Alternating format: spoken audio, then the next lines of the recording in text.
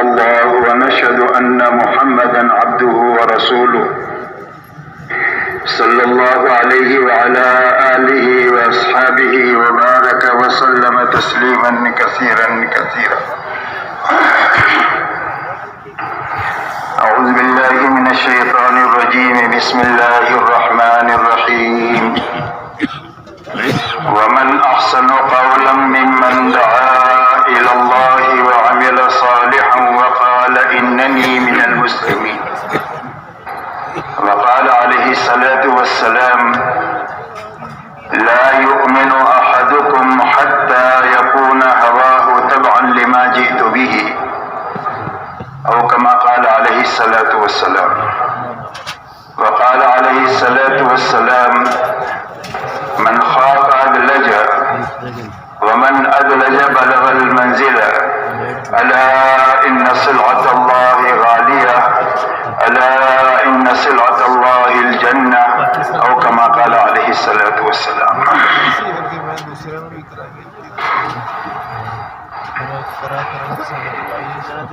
میرے محترم بزرگوں اور دوستو، بات کے شروع ہونے سے پہلے چند باتیں اچھی طرح ذہن نشین کر لیں تاکہ ان ساری مجالس میں بیٹھنے کا پورا نفع ملے. سب سے پہلی بات تو یہ ہے کہ ہر مجلس میں آدمی شروع سے لے کر آخر تک بیٹھنے کی نیت کرے، اس لیے کہ جب پوری بات سنیں گے اور پوری بات سمجھیں گے تو ہی عمل پورا ہو سکے گا. آدمی ادھورا سنے گا، ادھورا سمجھے گا تو ادھورا عمل کرے گا، تو ادھورے عمل پر کبھی کام کا پورا نفع نہیں ملتا. اس لیے نیت کریں کہ آخر تک رہیں گے انشاءاللہ. دوسری بات میرے دوستو یہ ہے کہ پوری بات کو جاگ کر سنیں، اس لیے کہ آنکھیں بند ہو گئی تو کان بند ہو گئے. مجلس میں ہونے کے بعد بھی کوئی بات دل تک جائے گی نہیں، اور جب بات دل تک نہیں پہنچے گی وہ زندگی کے رخ کو صحیح نہیں کرے گی. اس لیے جاگ کر سننے کا آسان راستہ یہ ہے کہ آنکھیں بند نہیں کرنا، نیچے نہیں دیکھنا، گھٹنوں میں ہاتھ نہیں ڈالنا. یہ ساری سونے کی نیت ہوتی ہے، بلکہ بات کرنے والے کی طرف دیکھتے رہنا. پھر بھی آنکھ بند ہونے لگے تو اپنی آنکھوں کو مل کر نیند کو دور کیا جائے اور مجلس سے پورا فائدہ اٹھایا جائے. اپنے پڑوسی پر بھی نگاہ رکھی جائے، کوئی اگر سو رہا ہو تو اس کو محبت کے ساتھ اٹھا دیا جائے. یہ اس کے ساتھ میں خیر خواہی کی بات ہے.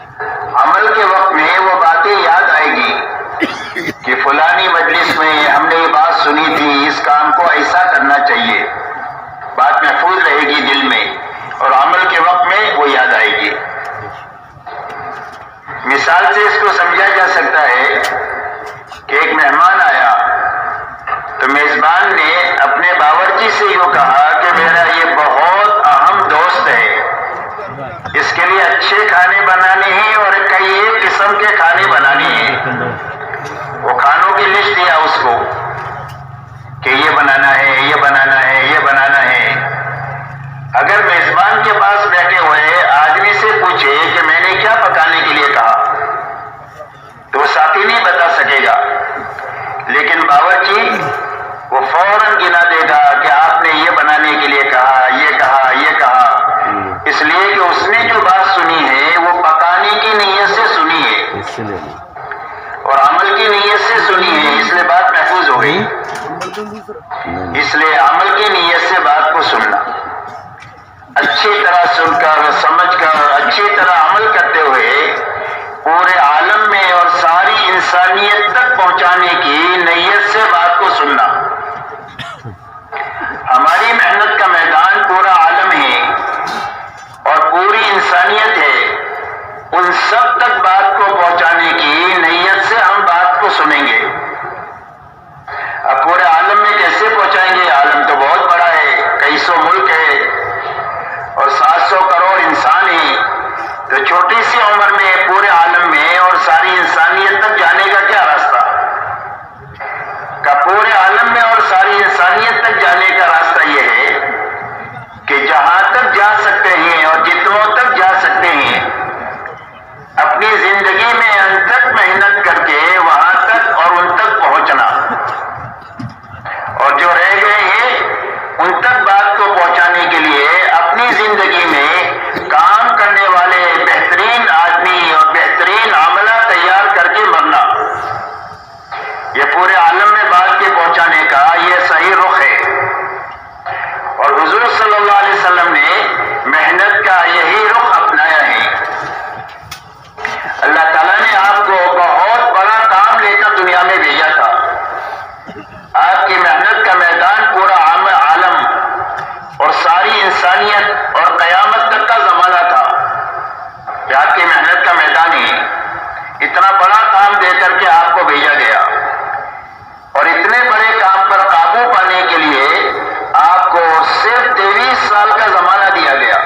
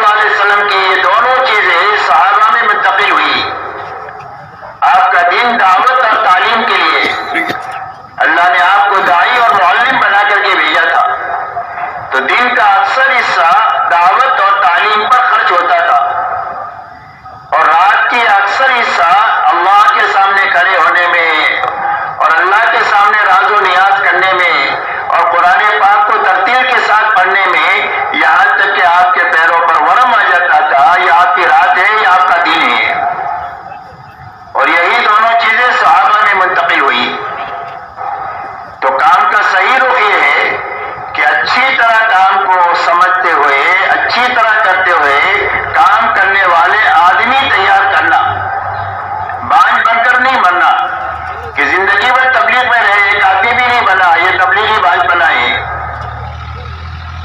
اس لیے آدمی تیار کرنا. پھر صحابہ نے تابعین تیار کیا، تابعین کے ہاتھوں طبع تابعین تیار ہوئے، پھر اللہ نے اولیاء اللہ کا سلسلہ ان کے ہاتھوں چلایا اور ایک ایک ولی کے ہاتھوں لاکھوں لاکھوں انسان بنے. یہ محنت کا صحیح رخ ہے، کرنا اور آدمی بنانا، کرنا اور آدمی بنانا. اس لیے یہ پوری یہ نیت کر کے سارا مجمع بیٹھے کہ انشاءاللہ اچھی طرح سمجھیں گے، اچھی طرح کریں گے اور پوری دنیا میں جہاں تک اور جتنوں تک جا سکتے ہیں وہاں تک جائیں گے، اور جہاں تک نہیں جا سکتے ہیں وہاں تک جانے کے لیے اپنی زندگی میں آدمی تیار کر کے انشاءاللہ مریں گے. کہ بھائی سارا مجمع یہ نیت کرتا ہے. اللہ ہمارے سب کے لیے آسان فرمائے.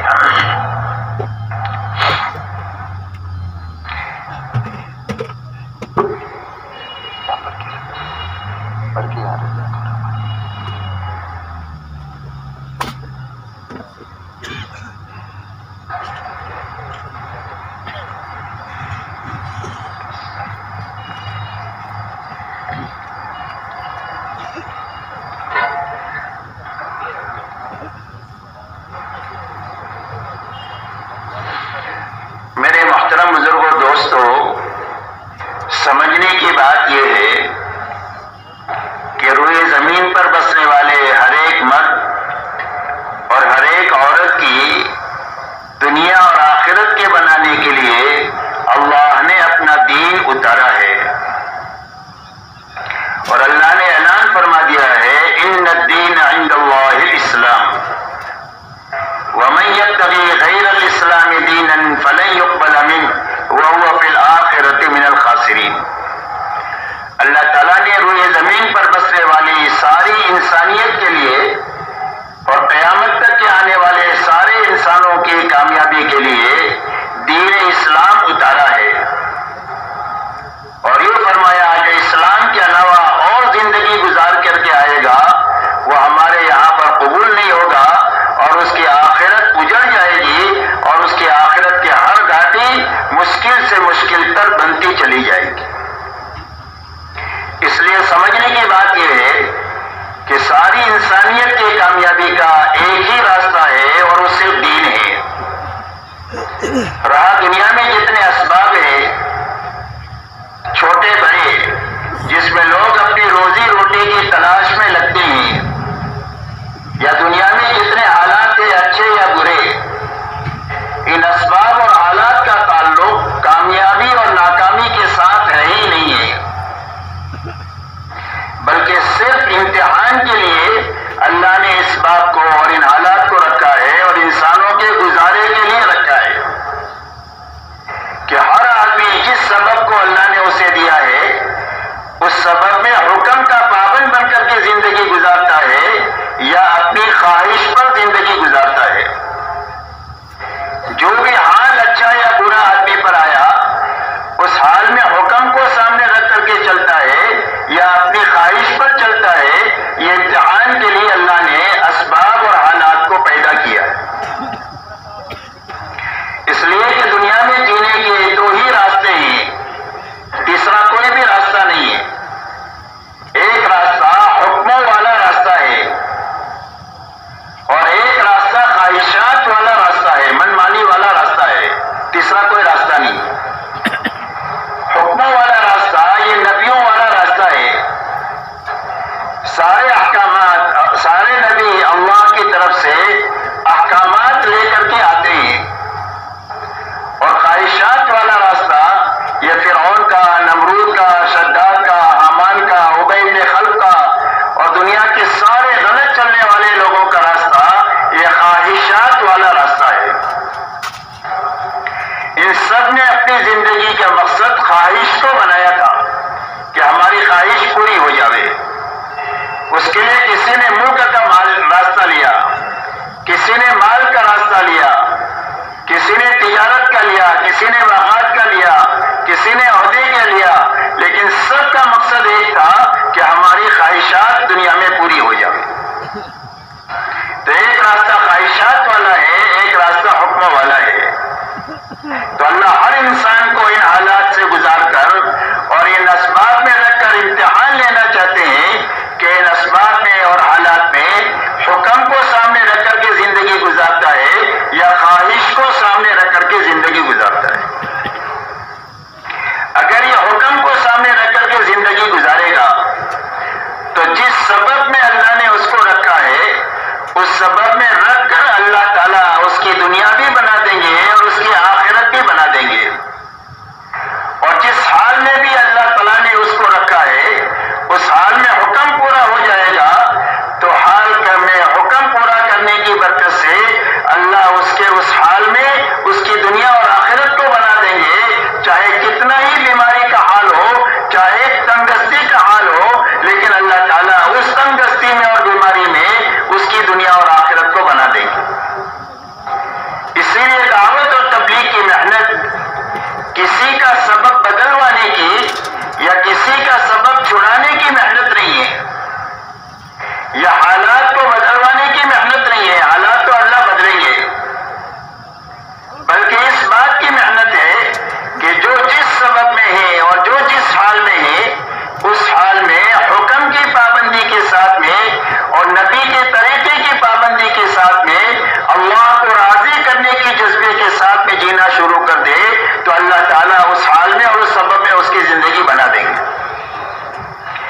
اسی لیے مسلمان کا کوئی بھی کام دنیا نہیں ہے، مسلمان کا دین تو دین ہے ہی ہے، اس کی دنیا بھی دین بن جائے گی حکم کے راستے سے اور طریقے کے راستے سے، اور جس طرح عبادت پر انعامات ملیں گے ایسا ہی اپنے کھانے کمانے کی لائن پر بھی اور اپنے اچھے برے حالات پر بھی اللہ کی طرف سے انعامات ملیں گے، اس لیے کہ مسلمان کا کوئی بھی کام دنیا نہیں ہے، ہر کام دین ہے، شرط یہ ہے کہ حکم کا پابند بن جائے اور طریقے کا پابند بن جائے، اور نیت یہ بنائے کہ مجھے ہر حال میں اللہ کو راضی کرنا ہے۔ اسی لیے حدیث پاک میں آتا ہے کہ سچا اور امانتدار تاجر کل قیامت کے دن نبیوں کے ساتھ، صدیقین کے ساتھ اور شہداء کے ساتھ اٹھایا جائے گا۔ کرنے کو تجارت کر رہا ہے لیکن اس کی تجارت سے اس کی آخرت ایسی بنے گی کہ کل قیامت کے دن نبیوں کے ساتھ، صدیقین کے ساتھ اور شہداء کے ساتھ میں اللہ اس کو اٹھائیں گے۔ ایک آدمی کھیتی کرتا ہے لیکن حکم کا پابند بن کر کے کھیتی کرتا ہے تو فرمایا کھیتی جب تک ہری بھری رہتی ہے وہ اللہ کی پاکی بیان کرتی ہے اور اس کا ثواب کسان کو ملتا ہے اور کھیتی کرنے والے کو ملتا ہے۔ اگر اس کھیتی میں سے جانور دانا کھا جائے یا چور چوری کر جائے فرمایا اس کھیتی کرنے والے کو اس پر صدقے کا ثواب ملے گا۔ ایک غریب آدمی ہے، روز مزدوری کرتا ہے، روز کھاتا ہے، لیکن مزدوری حکم کا پابند بن کر کے کرتا ہے تو فرمایا شام کو جب تھک ہار کر کے یہ واپس آتا ہے اپنے گھر پر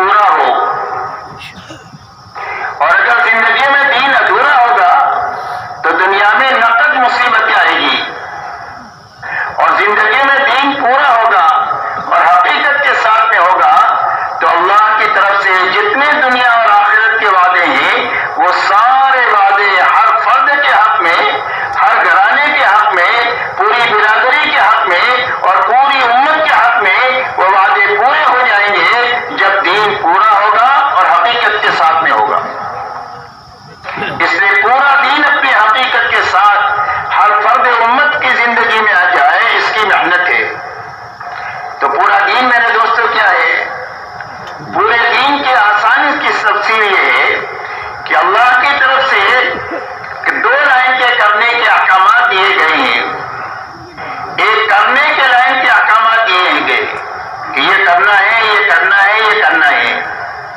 دوسرے احکامات بچنے کے لائن کے دیے گئے ہیں کہ ان چیزوں سے بچنا ہے، ان چیزوں سے بچنا ہے، ان چیزوں سے بچنا ہے۔ تو کرنے کے سارے کام کرنا اور بچنے کی ساری چیزوں سے بچنا، یہ پورا دین ہے۔ کرنے کے کچھ کام کیے، کچھ کام چھوڑ دیے، بچنے کی کچھ چیزوں سے بچے، کچھ چیزوں سے نہیں بچے، تو یہ ادھورا دین ہے۔ اس ادھورے دین پر دنیا میں نقد مصیبت آئے گی اور آخرت میں جزا اور سزا کا معاملہ ہوگا۔ اسی لیے فرمایا ما اصابکم من مصیبت فبما کسبت ایدیکم ویعفو عن کثیر۔ فرمایا جو مصیبت بھی دنیا میں تمہارے پر آ رہی ہے، فرمایا وہ تمہارے ہاتھوں کی غلط کمائی کی وجہ سے ہو رہی ہے، تمہارے غلط کاموں کی وجہ سے ہو رہی ہے۔ اور فرمایا بہت ساری غلطیاں تو وہ ہے جو اللہ تعالیٰ معاف فرما دیتے ہیں، جس پر پکڑ بھی نہیں کرتے، اور آخرت پر اس میں جزا اور سزا کا معاملہ ہوگا۔ الا یہ کہ اللہ تعالیٰ کسی کو معاف کر دے تو اللہ کو کوئی بھی پوچھنے والا نہیں ہے، لیکن ضابطے کی بات یہ ہے کہ دنیا میں مصیبت آئے گی، آخرت میں جزا سزا اس پر مرتب ہوگی۔ اس لیے پورا دین یہ ہے کہ کرنے کے جتنے کام بتائے گئے ہیں وہ سارے کام کرنا، بچنے کی ساری چیزوں سے بچنا، دوسرے الفاظ میں فرائض پر کھڑے ہو جانا اور محرمات سے اپنی زندگیوں کو پاک کر دینا، اور اللہ کے دین کی محنت کا جب تقاضا ہے، جو تقاضا ہے، اس تقاضے پر اپنا قدم اٹھا دینا، یہ پورا دین ہے۔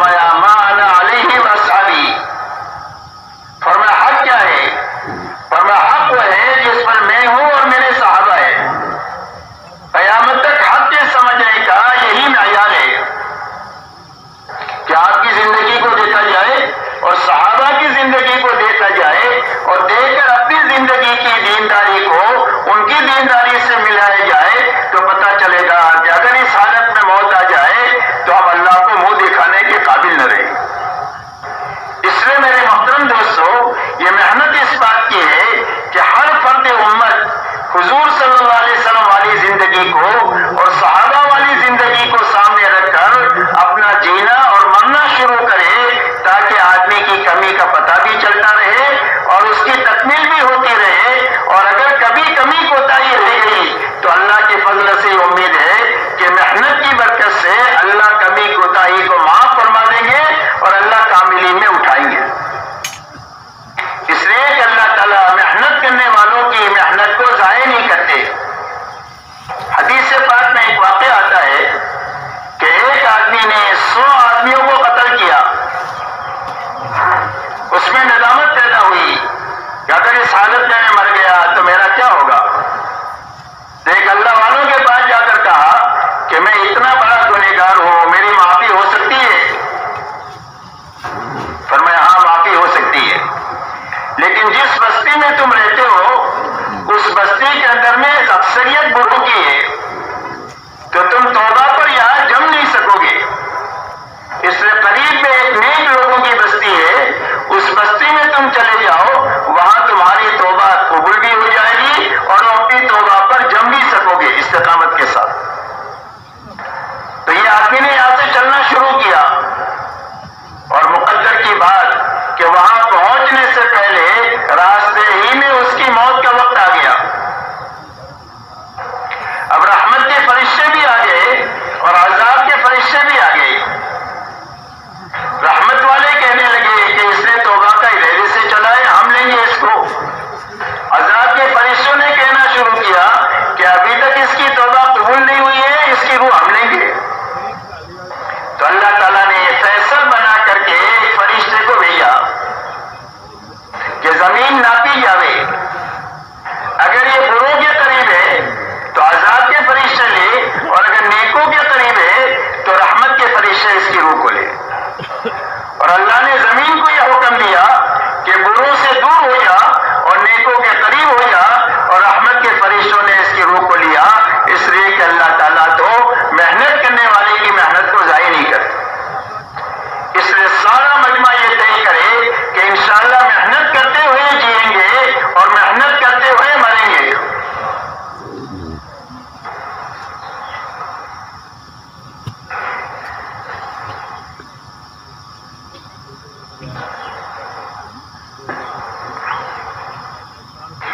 اب میرے محترم بزرگ دوستوں، حضور پاک علیہ الصلوۃ والسلام اور صحابہ کی جماعت، ان کے اندر میں دینداری اور دین کی محنت کی کیا سطح تھی، اس کو ہر وقت میں سامنے رکھیں گے تو اپنی کمی کا احساس ہوتا رہے گا اور وہاں تک پہنچنے کی کوشش بڑھتی رہے گی. لہذا حضور صلی اللہ علیہ وسلم اور آپ نے پوری امت کو جن بنیادوں پر اٹھایا ہے، اس میں کی سب سے پہلی بنیاد کلمہ طیبہ لا الہ الا اللہ محمد رسول اللہ ہے.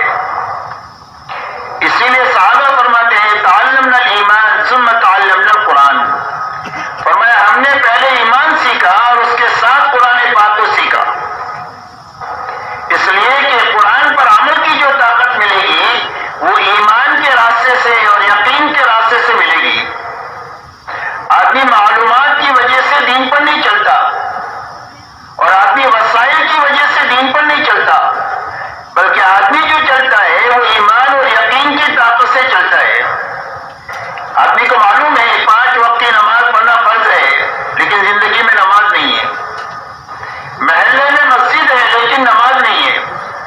وسائل بھی ہے، معلومات بھی ہے، لیکن اندر میں کھڑے ہونے کی فرائض پر طاقت نہیں ہے، جس کی بھی زندگی میں فرائض اس کی وجہ سے نہیں ہے. اس لیے میرے محترم بزرگوں دوستو، سب سے پہلی بنیاد جو سارے نبیوں نے جس کی محنت کیا وہ ایمان اور یقین کے بنانے کی محنت کیا. کہ جب آدمی کا ایمان اور یقین بن جائے گا تو ایمان اور یقین کے راستے سے جو اسلام آئے گا اور جو کرنے کے کام آئیں گے اور جو بچنے کے لائن کے احکامات آئیں گے اور جو دین کی محنت کے تقاضے آئیں گے، ایمان کے بقدر اس کے اوپر آدمی کھڑا ہوتا چلا جائے گا. اس لیے سب سے پہلی بنیاد یہ ہے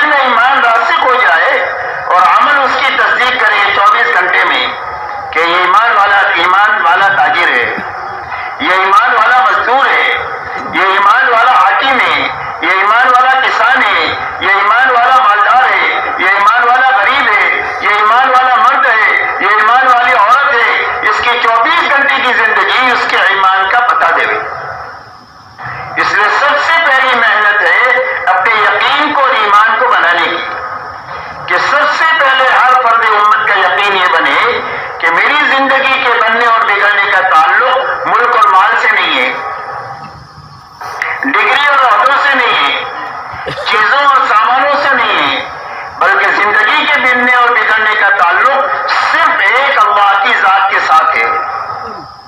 अल्लाह ही जिंदगियों को बनाते हैं और अल्लाह ही जिंदगियों को उजाड़ते हैं। आज तक जितनों की बनी है अल्लाह के बनाने से बनी है, और आज तक जितनों की उजड़ी है अल्लाह के उजाड़ने से उजड़ी है। इसलिए बनाना उजाड़ना सिर्फ एक अल्लाह के हाथ में है। इसीलिए अल्लाह ताला ने कुरान पाक में तफसील के साथ के वाक़यात को बयान किया है कि मुल्क है और मुल्क के साथ नाकामी है, कि फिरौन है और नमरूद है, मुल्क के बड़े बड़े नक्शे इनके पास में है, लेकिन उसमें लगकर अल्लाह ने इनको नाकाम कर दिया। कारून के पास में इतना बड़ा माल था कि उसके खजाने की चाबियां एक ताकतवर जमात उठाया करती थी, तो अंदाज लगाए खजाना कितना होगा, लेकिन उस खजाने के साथ अल्लाह ने उसको जमीन के अंदर में धंसा दिया। शद्दाद के बाद इतना सामान था कि उसने दुनिया में जन्नत बनाई। हामान फिरौन का वजीर था, पूरी ममलिकत का जिम्मेदार था, लेकिन अल्लाह ने इन सारे नक्शों में रख करके अल्लाह ताला ने इनको उजाड़ करके बतलाया कि इन नक्शों में जिंदगियों का बनना है नहीं, चाहे चंद दिनों तक इनकी चलती नजर आए, लेकिन नतीजतन इनको उजड़ना है। कभी उजाड़ अल्लाह ताला दुनिया ही में दिखा देते हैं, और अगर दुनिया में नहीं दिखाया तो मौत पर तो आदमी को अपना उजाड़ यकीनी तौर पर नजर आ जाता है। दुनिया में जितने इंसान हैं उन सबको या तो अल्लाह ताला दुनिया में दिखाते हैं, और अगर दुनिया में नहीं दिखाया और ढील दिया अल्लाह ताला ने, तो मौत पर आदमी को अपनी नाकामी अपनी आंखों के सामने आ जाती है। इसलिए ये बात के समझने के दो मौके होते हैं। एक मौका यह है कि गलत माहौल में से सही माहौल में आदमी को लाना, और इस माहौल में ला करके उसको अल्लाह समझाना, उसको आखिरत समझाना, उसको जन्नत की नेमतें और जहन्नम के अज़ाबात समझाना। एक रास्ता हक पर आने का ये है, और समझने का रास्ता ये है कि माहौल में आदमी को बात समझ में आ जाती है। दूसरा रास्ता मौत का है कि मौत के वक्त में आदमी को बात समझ में आ जाती है। इसलिए अल्लाह ने कुरान पाक में फरमाया, हत्ता इज़ा जाअ अहदहुल मौत क़ाल रब्बि इरजिऊनी लअल्ली अअमलु सालिहन फ़ीमा तरक्तु कल्ला इन्नहा कलिमतुन हुवा क़ाइलुहा व मिन वराइहिम बरज़खुन इला यौमि युबअसून। फरमाया जब आदमी के पास मौत का फरिश्ता आ जाता है तो उस वक्त भी उसको अपनी नाकामी अपने सामने नजर आ जाती है, तो अल्लाह से यूं कहता है कि अल्लाह मुझे दुनिया में वापस कर दीजिए ताकि मैं नेक अमल करके आऊं। लेकिन अल्लाह की तरफ से जवाब मिलता है कल्ला। फरमाया हरगिज़ ये नहीं हो सकता है, एक बच्चा माँ के पेट से दुनिया में आ गया, दोबारा माँ के पेट में नहीं जा सकता। एक आदमी दुनिया के पेट से आखिरत के बॉर्डर में दाखिल हो गया, अब ये दोबारा दुनिया में वापस नहीं जा सकता। अब आलम बरज़ख इसके बाद है, और क़यामत तक अज़ाब क़ब्र में मुब्तला रहना है। इसलिए मेरे मोहतरम दोस्तों, समझने का मौका यह है कि माहौल में लाना। दावत और तबलीग की मेहनत इस बात की है कि हर घर हर फर्द पर मेहनत करके उसको उसके माहौल से निकाला जाए, और निकाल करके इसको मस्जिद के रास्ते से और आमाल नबूवत के रास्ते से हर फर्द उम्मत को इस मेहनत में शरीक किया जाए कि जिसके रास्ते से हर फर्द उम्मत में हक पर चलने की ताकत पैदा हो जाए और बातिल से बचने की ताकत पैदा हो जाए, और दीन के हर मेहनत के तकाजे पर खड़ा होने की उसमें ताकत पैदा हो जाए। इसलिए सबसे पहला यकीन ये बने कि जिंदगी के बनाने वाले सिर्फ अल्लाह है, और जिंदगी के उजाड़ने वाले भी सिर्फ अल्लाह है। मुल्क और माल से, डिग्री और अहदों से किसी की जिंदगी नहीं बनती है, अल्लाह के बनाने से बनती है। और अल्लाह के यहाँ से जिंदगी के बनाने का एक ही ज़ाब्ता है, और वो सिर्फ मोहम्मदुर रसूलुल्लाह है। कि अल्लाह किसकी जिंदगी बना देंगे? फरमाया जो मोहम्मदी बनकर जिएगा और जो मोहम्मदी बनकर के मरेगा, सर के बालों से लेकर पैर के नाखून तक, और जूता पहनने से लेकर नमाज तक, और शादी ब्याह से लेकर हुकूमत करने तक, अपनी जिंदगी के हर हरकत और सुकून में जो मोहम्मदी बनकर के जिएगा और मोहम्मदी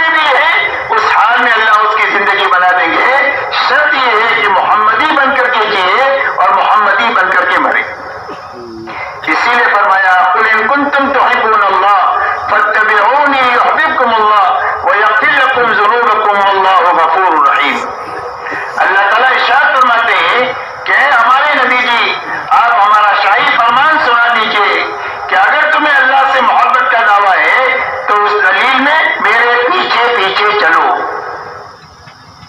اور جو حضور صلی اللہ علیہ وسلم کے پیچھے پیچھے چلے گا اللہ اس کو اپنا محبوب بنا دیں گے. ایک تو سنت پر عمل کرنے کا نفع یہ ہوتا ہے کہ ایک تو نیک لوگوں کے دلوں میں اللہ اس کی محبت پیدا فرما دیتے ہیں, برے لوگوں کے دلوں میں اللہ اس کا رعب ڈال دیتے ہیں کہ ان سے ہاتھ ملا کر کوئی بات نہیں کر سکتا. اللہ تعالیٰ روزیوں میں برکت عطا فرما دیتے ہیں اور اللہ تعالیٰ دین میں پختگی اور مضبوطی عطا فرما دیتے ہیں کہ جو سنت نہیں چھوڑے گا وہ کبھی واجب نہیں چھوڑ سکتا, اور جو واجب نہیں چھوڑے گا کبھی فرض نہیں چھوڑے گا, اور جو فرض نہیں چھوڑ سکتا ہے وہ کبھی ایمان سے ہاتھ نہیں دھو سکتا ہے, چاہے دنیاوی اعتبار سے کتنا اس کو لعنت دی جائے یا چاہے اس کو کتنا ہی ڈرایا یا دھمکایا جائے, کبھی یہ ایمان سے نکل نہیں سکتا ہے. جو سنت پر عمل کرے گا اللہ تعالیٰ اس کو دین میں مضبوطی اور پختگی عطا فرمائے. تو فرمایا میرے پیچھے پیچھے چلو. تو کیا ہوگا؟ فرمایا اللہ تم کو اپنا محبوب بنا دیں گے. اور انسان ہی کبھی غلطی ہو جاتی ہے, کبھی چوک ہو جاتی ہے, گھبرانے کی بات نہیں ہے. فرمایا اللہ تعالیٰ تمہارے گناہوں کو معاف فرما دیں گے, اس لیے کہ اللہ تعالیٰ بہت زیادہ گناہوں کو معاف کرنے والے ہیں اور بہت زیادہ رحم کرنے والے ہیں. اور جب اللہ محبوب بنا دے اور اللہ تعالیٰ ہمارے ساتھ ہو جائے تو میرے محترم دوستو ہمارے سارے مسائل حل ہو جائے اور دنیا کی کوئی طاقت اس انسان کا بال بیکا نہیں کر سکتی ہے, اس گھرانے کا بال بیکا نہیں کر سکتی ہے کہ جس کے ساتھ اللہ ہو جائے. اس لیے کہ اللہ اپنے خزانوں کے ساتھ اور اللہ اپنی قوت کے ساتھ اس کے ساتھ ہو جاتے ہیں جو محمدی بن کر جیتا ہے اور محمدی بن کر کے مرتا ہے. اور اللہ ساتھ ہو جائے تو ساری دنیا ہماری ہے. اس لیے کتابوں میں ایک واقعہ آتا ہے کہ ایک اللہ والے جا رہے تھے, سامنے سے ایک آدمی اپنی عورت کے ساتھ آ رہا تھا. اللہ والوں کے پیر کی ٹھوکر سے مٹی اڑی اور اس عورت کے کپڑے پر لگ گئی. تو اس کے یار کو غصہ آیا, اس نے اٹھا کر ایک تماچا مار دیا. بس وہ مارتے ہی دھڑا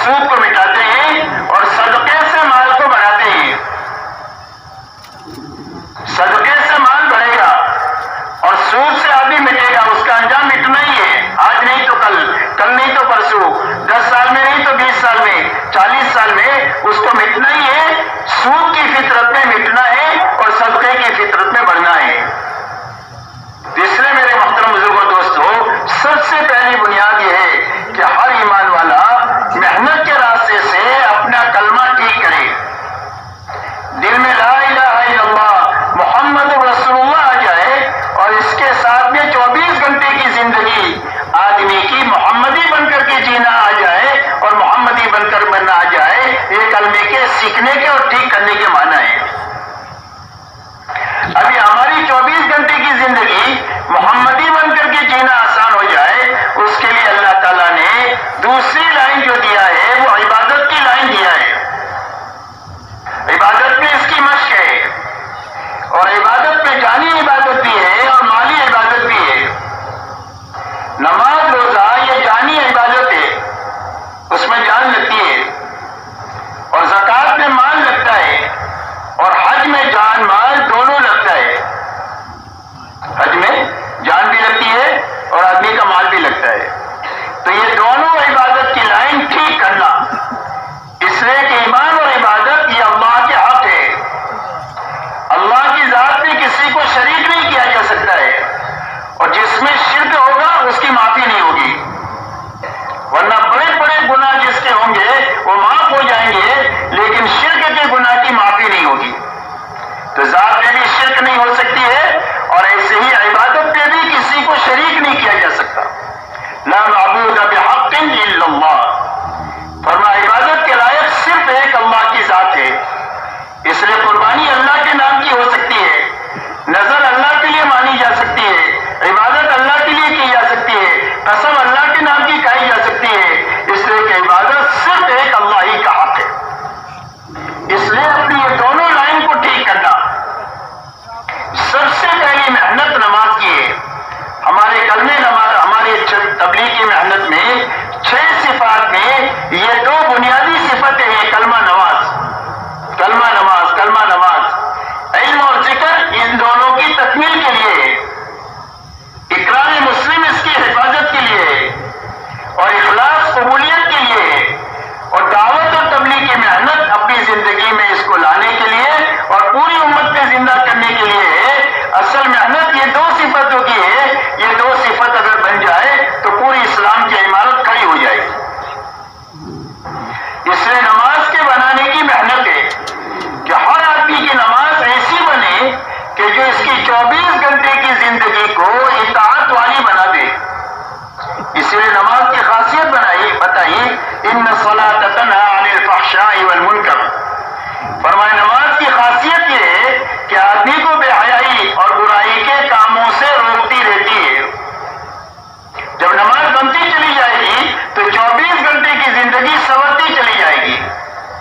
حضور صلی اللہ علیہ وسلم کے زمانے میں ایک آدمی کے بارے میں بات آئی کہ وہ نماز بھی پڑھتا ہے اور چوری بھی کرتا ہے، تو آپ نے فرمایا عن قریب اس کی نماز اس کو چوری سے روک دے گی، عن قریب نماز اس کو اس کی چوری سے روک دے گی۔ حضرت عمر رضی اللہ تعالیٰ عنہ کے خلافت کے زمانے میں ایک نوجوان کی آنکھ لگ گئی ایک دوشیزہ سے، خیر القرون کا زمانہ تھا، تو اس بچے نے یوں کہا لڑکے سے کہ تم پہلے ایک کام کرو، 40 دن امیر المومنین کے پیچھے تکبیر اولیٰ کے ساتھ نماز پڑھو، اس کے بعد آگے کی بات کریں گے۔ تو اس نوجوان نے 40 دن تکبیر اولیٰ کے ساتھ امیر المومنین کے پیچھے نماز پڑھی، تو 40 دن نماز کا نتیجہ یہ ہوا کہ اللہ نے لڑکی کی محبت نکال دیا، اپنی محبت دے دیا۔ اس لیے اللہ والے فرماتے ہیں کہ نماز کی مثال زندگی میں ایسی ہے جیسے گھر میں روشن دان اور کھڑکی ہوتی ہے، کہ گھر کا دھواں یہیں سے جائے گا، اور تازہ ہوا گھر میں کہاں سے آئے گی؟ یہی کھڑکی اور روشن دان سے آئے گی۔ ایسا ہی رضائل زندگیوں سے جو نکلیں گے وہ نماز کے راستے سے نکلیں گے، اور اچھائیاں زندگیوں میں جو آئے گی جس کو اللہ پسند کرتے ہیں وہ نماز کے راستے سے آئے گی۔ اس لیے اپنی نماز پر محنت کر کے ایسی اچھی نماز بنانا کہ ہماری 24 گھنٹے کی زندگی ایسی بن جائے جیسے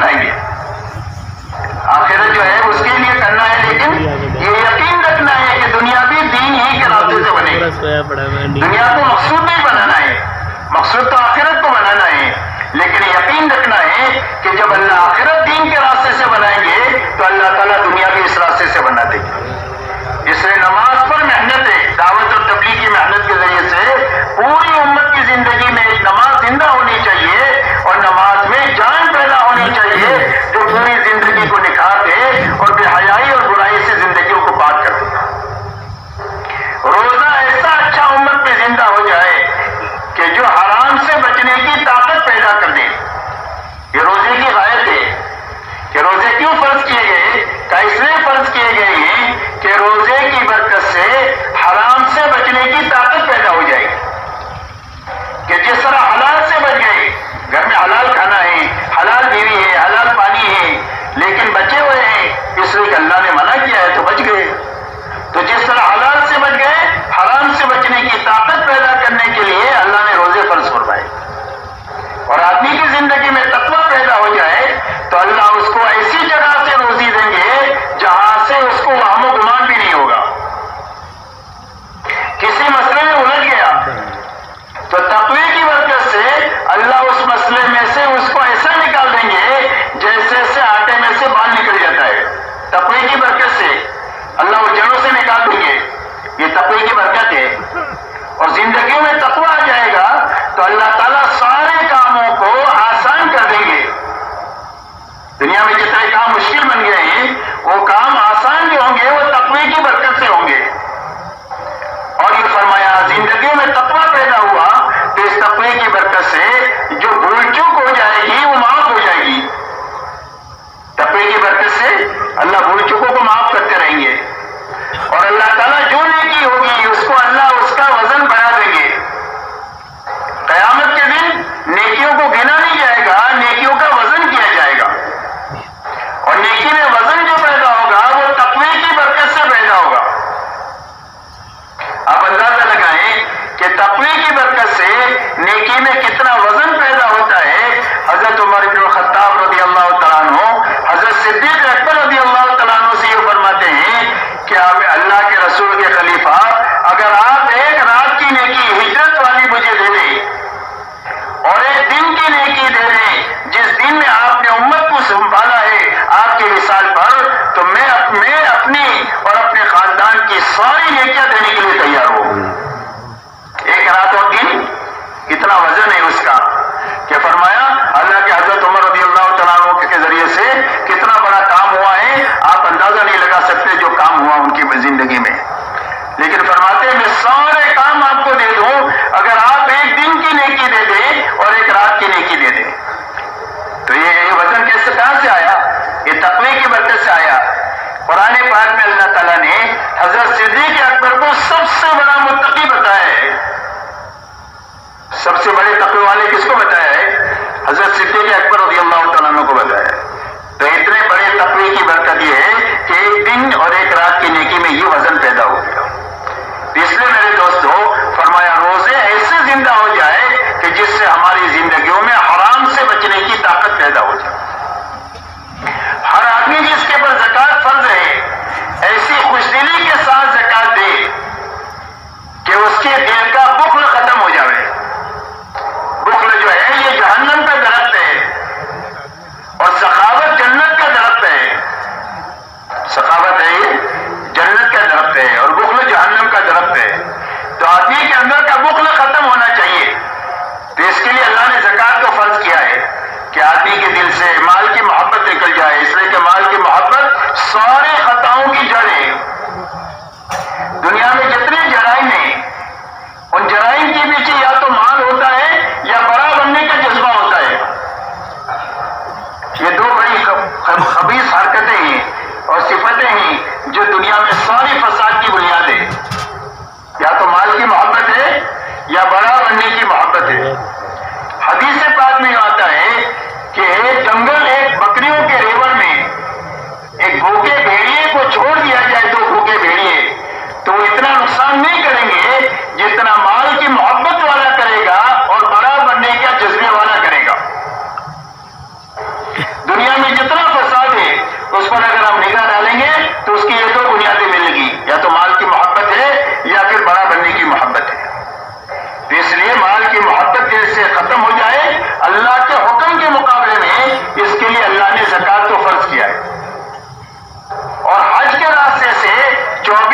نبی کی زندگی اطاعت والی بن جائے، اس لیے کہ حج اطاعت سکھانے کے لیے کہ حج میں بہت ساری باتیں جو آدمی کی سمجھ میں نہیں آتی لیکن کرنا ہے.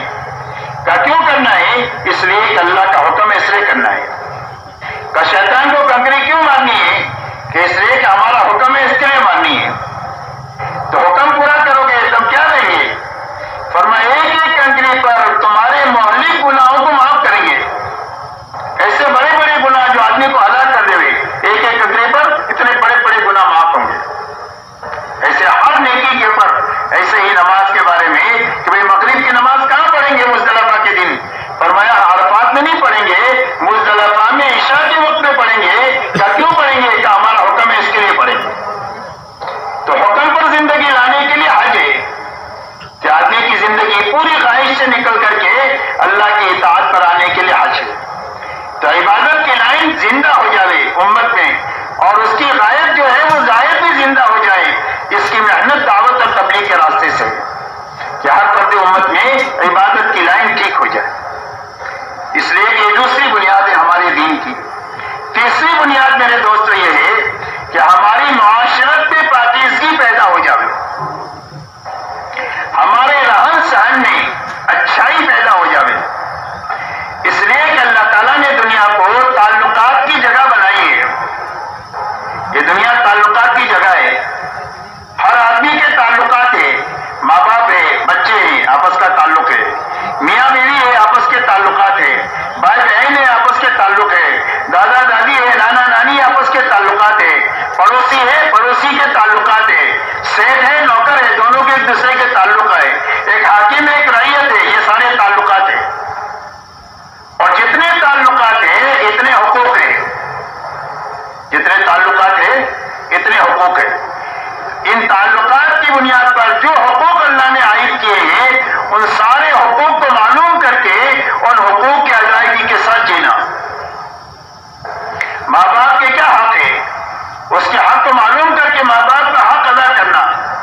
فرمایا ماں باپ کی خوشی میں اللہ کی خوشی ہے، اور ماں باپ کی ناراضگی میں اللہ کی ناراضگی ہے. بعض مرتبہ معاشرت کے لائن کی غلطی ایسی ہوتی ہے جو آدمی کے ایمان پر اثر انداز ہوتی ہے. حضور صلی اللہ علیہ وسلم کے زمانے میں ایک نوجوان صحابی کا انتقال ہونے لگا. کلمے کی تلقین کی جا رہی ہے تو زبان سے کلمہ نہیں نکل رہا. حضور صلی اللہ علیہ وسلم کو اطلاع دی گئی، آپ تشریف لائے. تحقیق حال کیا تو پتہ چلا کہ ماں کو تھوڑی سی ناراضگی ہے، اس لیے کہ ان کی زبان میں تھوڑی تیزی تھی. تو یہ معاشرت کی لائن کی غلطی ہے جو آدمی کے ایمان پر اثر انداز ہو رہی ہے. تو اس لیے ماں باپ کے حقوق ہیں تو ان کے حقوق کی ادائیگی کے ساتھ جینا. بچوں کے حقوق ہیں، بچوں کی ضرورتوں سے ہم واقف ہیں، ان کے حقوق سے واقف نہیں ہیں. اسی لیے فرمایا کہ بچے کا سب سے پہلا حق یہ ہے کہ جب پیدا ہو جائے تو اس کا اچھا نام، اس کے ایک کان میں اذان کہی جائے، دوسرے کان میں اقامت کہی جائے.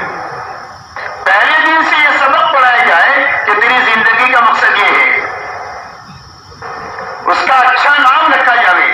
نبیوں کا نام ہے، صحابہ کا نام ہے، تابعین کا نام ہے، اللہ والوں کا نام ہے. اس لیے کہ نام کا اثر آدمی کی ذات پر پڑتا ہے. بولنے لگے تو اللہ کا نام سکھانا. پڑھنے کے قابل ہو جائے تو اس کو استاد کے سامنے الحمدللہ شروع کرا دینا. جو اپنے بچوں کو قرآنی تعلیمات کے لیے مکاتب میں بھیجتے ہیں، جب وہ بچہ بسم اللہ شروع کرتا ہے اللہ اس کے ماں باپ کی مغفرت فرما دیتے ہیں. یہ بچوں کے حقوق ہیں. بڑا ہو گیا تو دیندار گھرانہ دیکھ کر شادی کرنا. مالدار دیکھ کر کے نہیں، خوبصورتی دیکھ کر نہیں، بلکہ دینداری دیکھ کر اس کی شادی کرا دینا. یہ بچوں کے حق ہے ماں باپ کے اوپر، اور اس کے بعد میں بچوں کے ذمہ ماں باپ کے حقوق ہے. ایسے ہی میاں بیوی ہے، ایسے حاکم اور رعیت ہے، ایسے ہی سیٹ اور نوکر ہے. ان سب کے حقوق ہیں. جب حقوق ادا ہو جائیں گے تو پوری امت ایک اور نیک ہو جائے گی. جب حقوق ادا ہوں گے تو پوری امت ایک اور نیک ہو جائے گی، اور پوری دنیا جنت نشان بن جائے گی. کسی کو کسی سے کوئی خطرہ نہیں ہوگا حقوق کی ادائیگی کی وجہ سے. ہر انسان کی جان، ہر انسان کا مال، ہر انسان کی عزت اور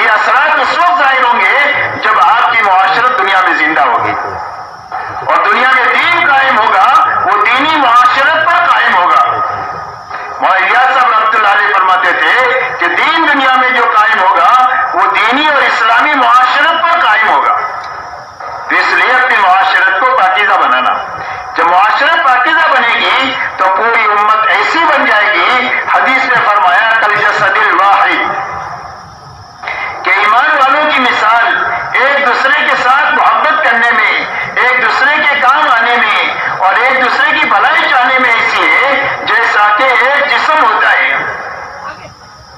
جسم کے اندر میں سارے اعضاء کی شکل الگ ہے، ہر ایک عضو کا کام الگ ہے. ہاتھ کا کام پکڑنا ہے، پیر کا کام چلنا ہے. ہاتھ چلتا نہیں ہے، پیر پکڑتا نہیں ہے. تو ہر ایک کا عضو الگ ہے، ہر ایک کا کام الگ ہے، لیکن آپس میں اتنا جوڑ ہے کہ چلتے ہوئے ٹھوکر لگ جائے تو پورا جسم اس کی تکلیف کو محسوس کرتا ہے. اور اگر آدمی اچھا کھانا کھا لے یا رات کو سو جائے تو پورا جسم اس کی لذت اور راحت کو محسوس کرتا ہے. اسی لیے حضور پاک علیہ الصلوۃ والسلام نے ہم کو جماعتیں نہیں بنایا، ہم کو امت بنایا ہے. اور آپ نے جاہلیت کی ساری رگوں کو کاٹ دیا ہے. آپ نے ساری جاہلیت کی رگوں کو کاٹا ہے. زبان کی رگ کو کہ ہماری زبان کا آدمی ہے، رنگ کی رگ کو کہ ہمارے رنگ کا آدمی ہے یا ہماری قوم کا آدمی ہے، قومیت کی رگ کو اور وطنیت کی رگ کو، اور ان ساری رگوں کو کاٹ کر کے حضور صلی اللہ علیہ وسلم نے پوری امت کو ایمان پر جمع فرمایا ہے. پوری امت کو ایمان پر جمع فرمایا ہے. انما المؤمنون اخوہ، سارے ایمان والے آپس میں بھائی بھائی ہیں. چاہے کسی زبان کا ہو، چاہے کسی قوم کا ہو، چاہے کسی رنگ کا ہو، کسی وطن کا ہو، فرمایا سارے ایمان والے آپس میں بھائی بھائی ہیں. اسی لیے غزوہ بدر کے موقع پر جب قیدی آئے ہیں تو ان قیدیوں کے بارے میں جو مشورہ ہوا ہے تو سب نے الگ الگ رائے دیا.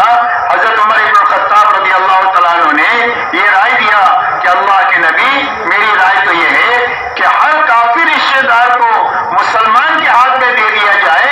اگر باپ کافر ہے، بیٹا مسلمان ہے تو اس کے ہاتھ میں اس کے کافر باپ کو دیا جائے. بھائی مسلمان ہے اور بھائی کافر ہے، کافر کو اس کے ہاتھ میں دے دیا جائے اور اس کی گردن مار دے، تاکہ اللہ کے سامنے ہم بتا دیں کہ ہماری ساری رشتے داریوں سے ہم اوپر ہو چکے ہیں.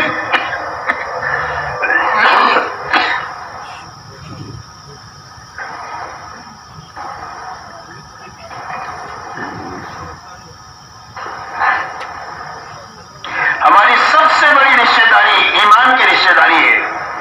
جو ایمان والا ہے وہ ہمارا اپنا ہے، جو ایمان والا نہیں ہے وہ ہمارا نہیں ہے. ہم اس کی بھلائی چاہیں گے، ہم اس کی ہدایت کا فکر کریں گے، لیکن محبت ایمان والے سے کریں گے. اسی لیے فرمایا کہ تم میں کا کوئی بھی کامل مومن ہو نہیں سکتا ہے جب تک اپنے بھائی کے لیے وہ چیز پسند نہ کرے جو اپنے لیے پسند کرتا ہے.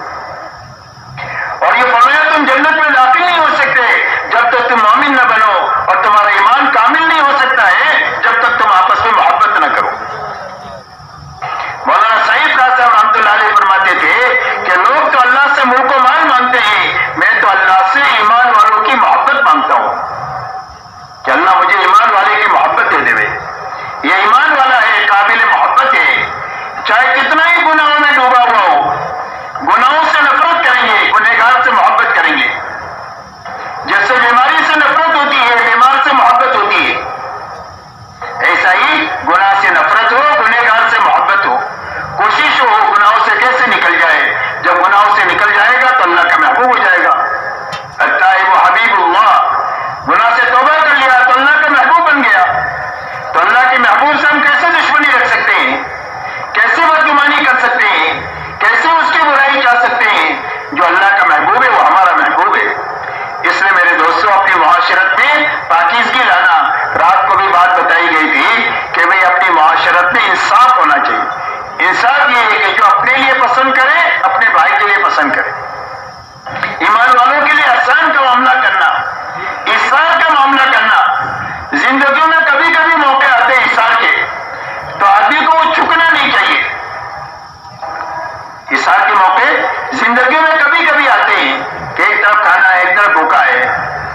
میں نے صبح بھی کھایا ہے، دوپہر کو نہیں کھایا، بھوکے کو کھلا دیا، احسان کر دیا. زندگی میں ایسے مواقع کبھی کبھی آتے ہیں، تو یہ موقع کبھی ہاتھ سے جانا نہیں دینا چاہیے.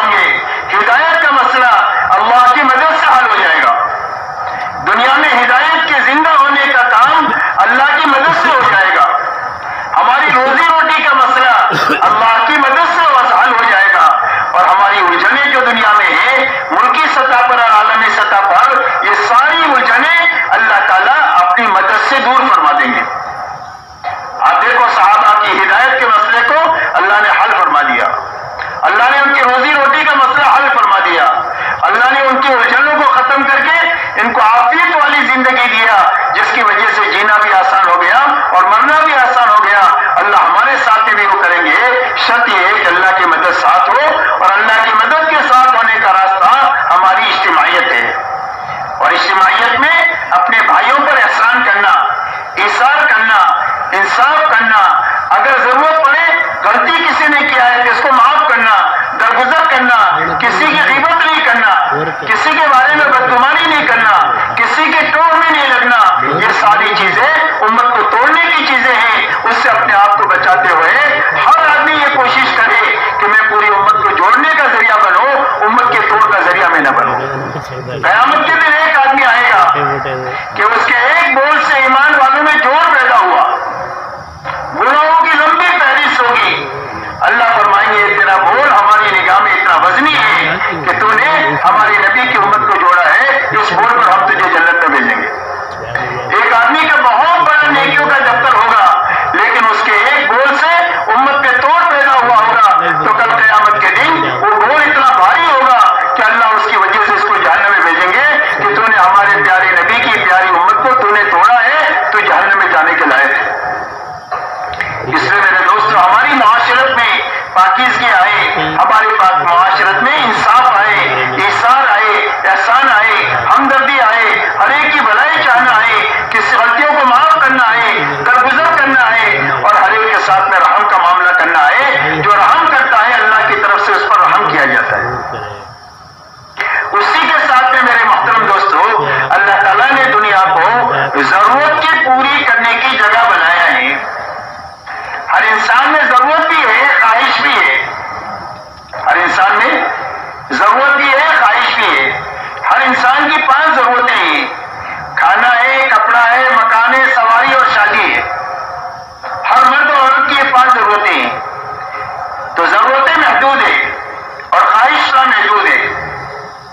اللہ والے فرماتے ہیں خواہش کی مثال آگ کی, آگ میں کتنا بھی لکڑی ڈالو کبھی اس کا پیٹ بھرے گا نہیں.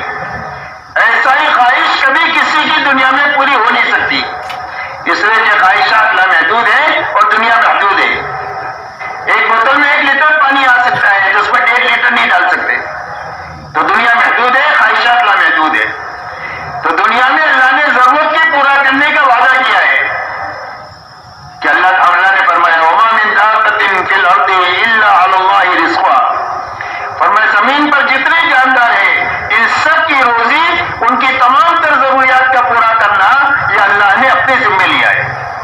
تو ضرورت اللہ پوری کریں گے, اور خواہش کے پورے کرنے کا بھی اللہ نے وعدہ کیا. لیکن خواہش کہاں پوری ہوگی؟ فرمایا خواہش کے پورے کرنے کے لیے اللہ نے جنت بنائی. دنیا میں خواہش نہیں پوری ہو سکتی کسی کی, ضرورت پوری ہو سکتی ہے. اس لیے خواہشات کی پوری کرنے کے چکر میں جو لوگ لگتے ہیں وہ پوری ہوتی نہیں ہے اور اسی حالت میں وہ مرتے ہیں. اس لیے اپنی ضرورتوں کے حاصل کرنے کے لیے حلال راستہ اختیار کرنا, حرام سے اپنے آپ کو بچانا, یہ حکم ہے. حلال کا حکم ہے, حرام سے بچنے کا حکم ہے. اس لیے کہ حلال اور حرام کی تاثیر ایسی ہے جیسا کہ کھانے کی ہوتی ہے. کھانا اچھا پیٹ میں گیا تو طاقت بنے گی, آدمی کو خوشی محسوس ہوگی. سڑا ہوا کھانا پیٹ میں گیا تو آدمی کو قے ہو جائے گی, اسہال ہو جائے گا, آدمی بیمار ہو جائے گا, پوری خوشی نکل جائے گی. کیا ہوا؟ آپ کا فوڈ پوائزن ہو گیا. فرمایا ایسے حلال اور حرام کی تاثیر ہے. ایک اللہ والے فرماتے ہیں میری دعوت کیا ایک نیک آدمی نے, اور اس کا کھانا کھانے کے بعد میں کئی دنوں تک تہجد پڑھنے کا مجھے مزہ آیا. اور ایک فاسق کی میری دعوت ہوئی, اس کا کھانا کھانے کے بعد کئی دنوں میرے اندر برائی کا اور زنا کا جذبہ پیدا ہوا. اللہ ہماری سب کی حفاظت فرمائے. تو کھانے کا اتنا زبردست حلال حرام کی تاثیر ہے. اس لیے حرام سے بچنا اور حلال طریقے سے اپنی ضرورت کو حاصل کرنا. جب حلال طریقے سے اپنی ضرورت کے حاصل کرنے میں ہم لگیں گے تو اللہ تعالیٰ اس پر بھی ہم کو نیکی دیں گے. فرمایا کسب الحلال فریضۃ بعد الفریضہ, فرمایا فرائض کی ادائیگی کے بعد میں حلال کمائی میں لگنا بھی فرض ہے. تو حلال کمائی میں اللہ تعالیٰ آپ کو اور مجھے انعام دیں گے. جب فرائض کی ادائیگی کے ساتھ ترتیب زندگی کی صحیح ہو جائے گی تو صحیح زندگی کی ترتیب ہونے کے نتیجے میں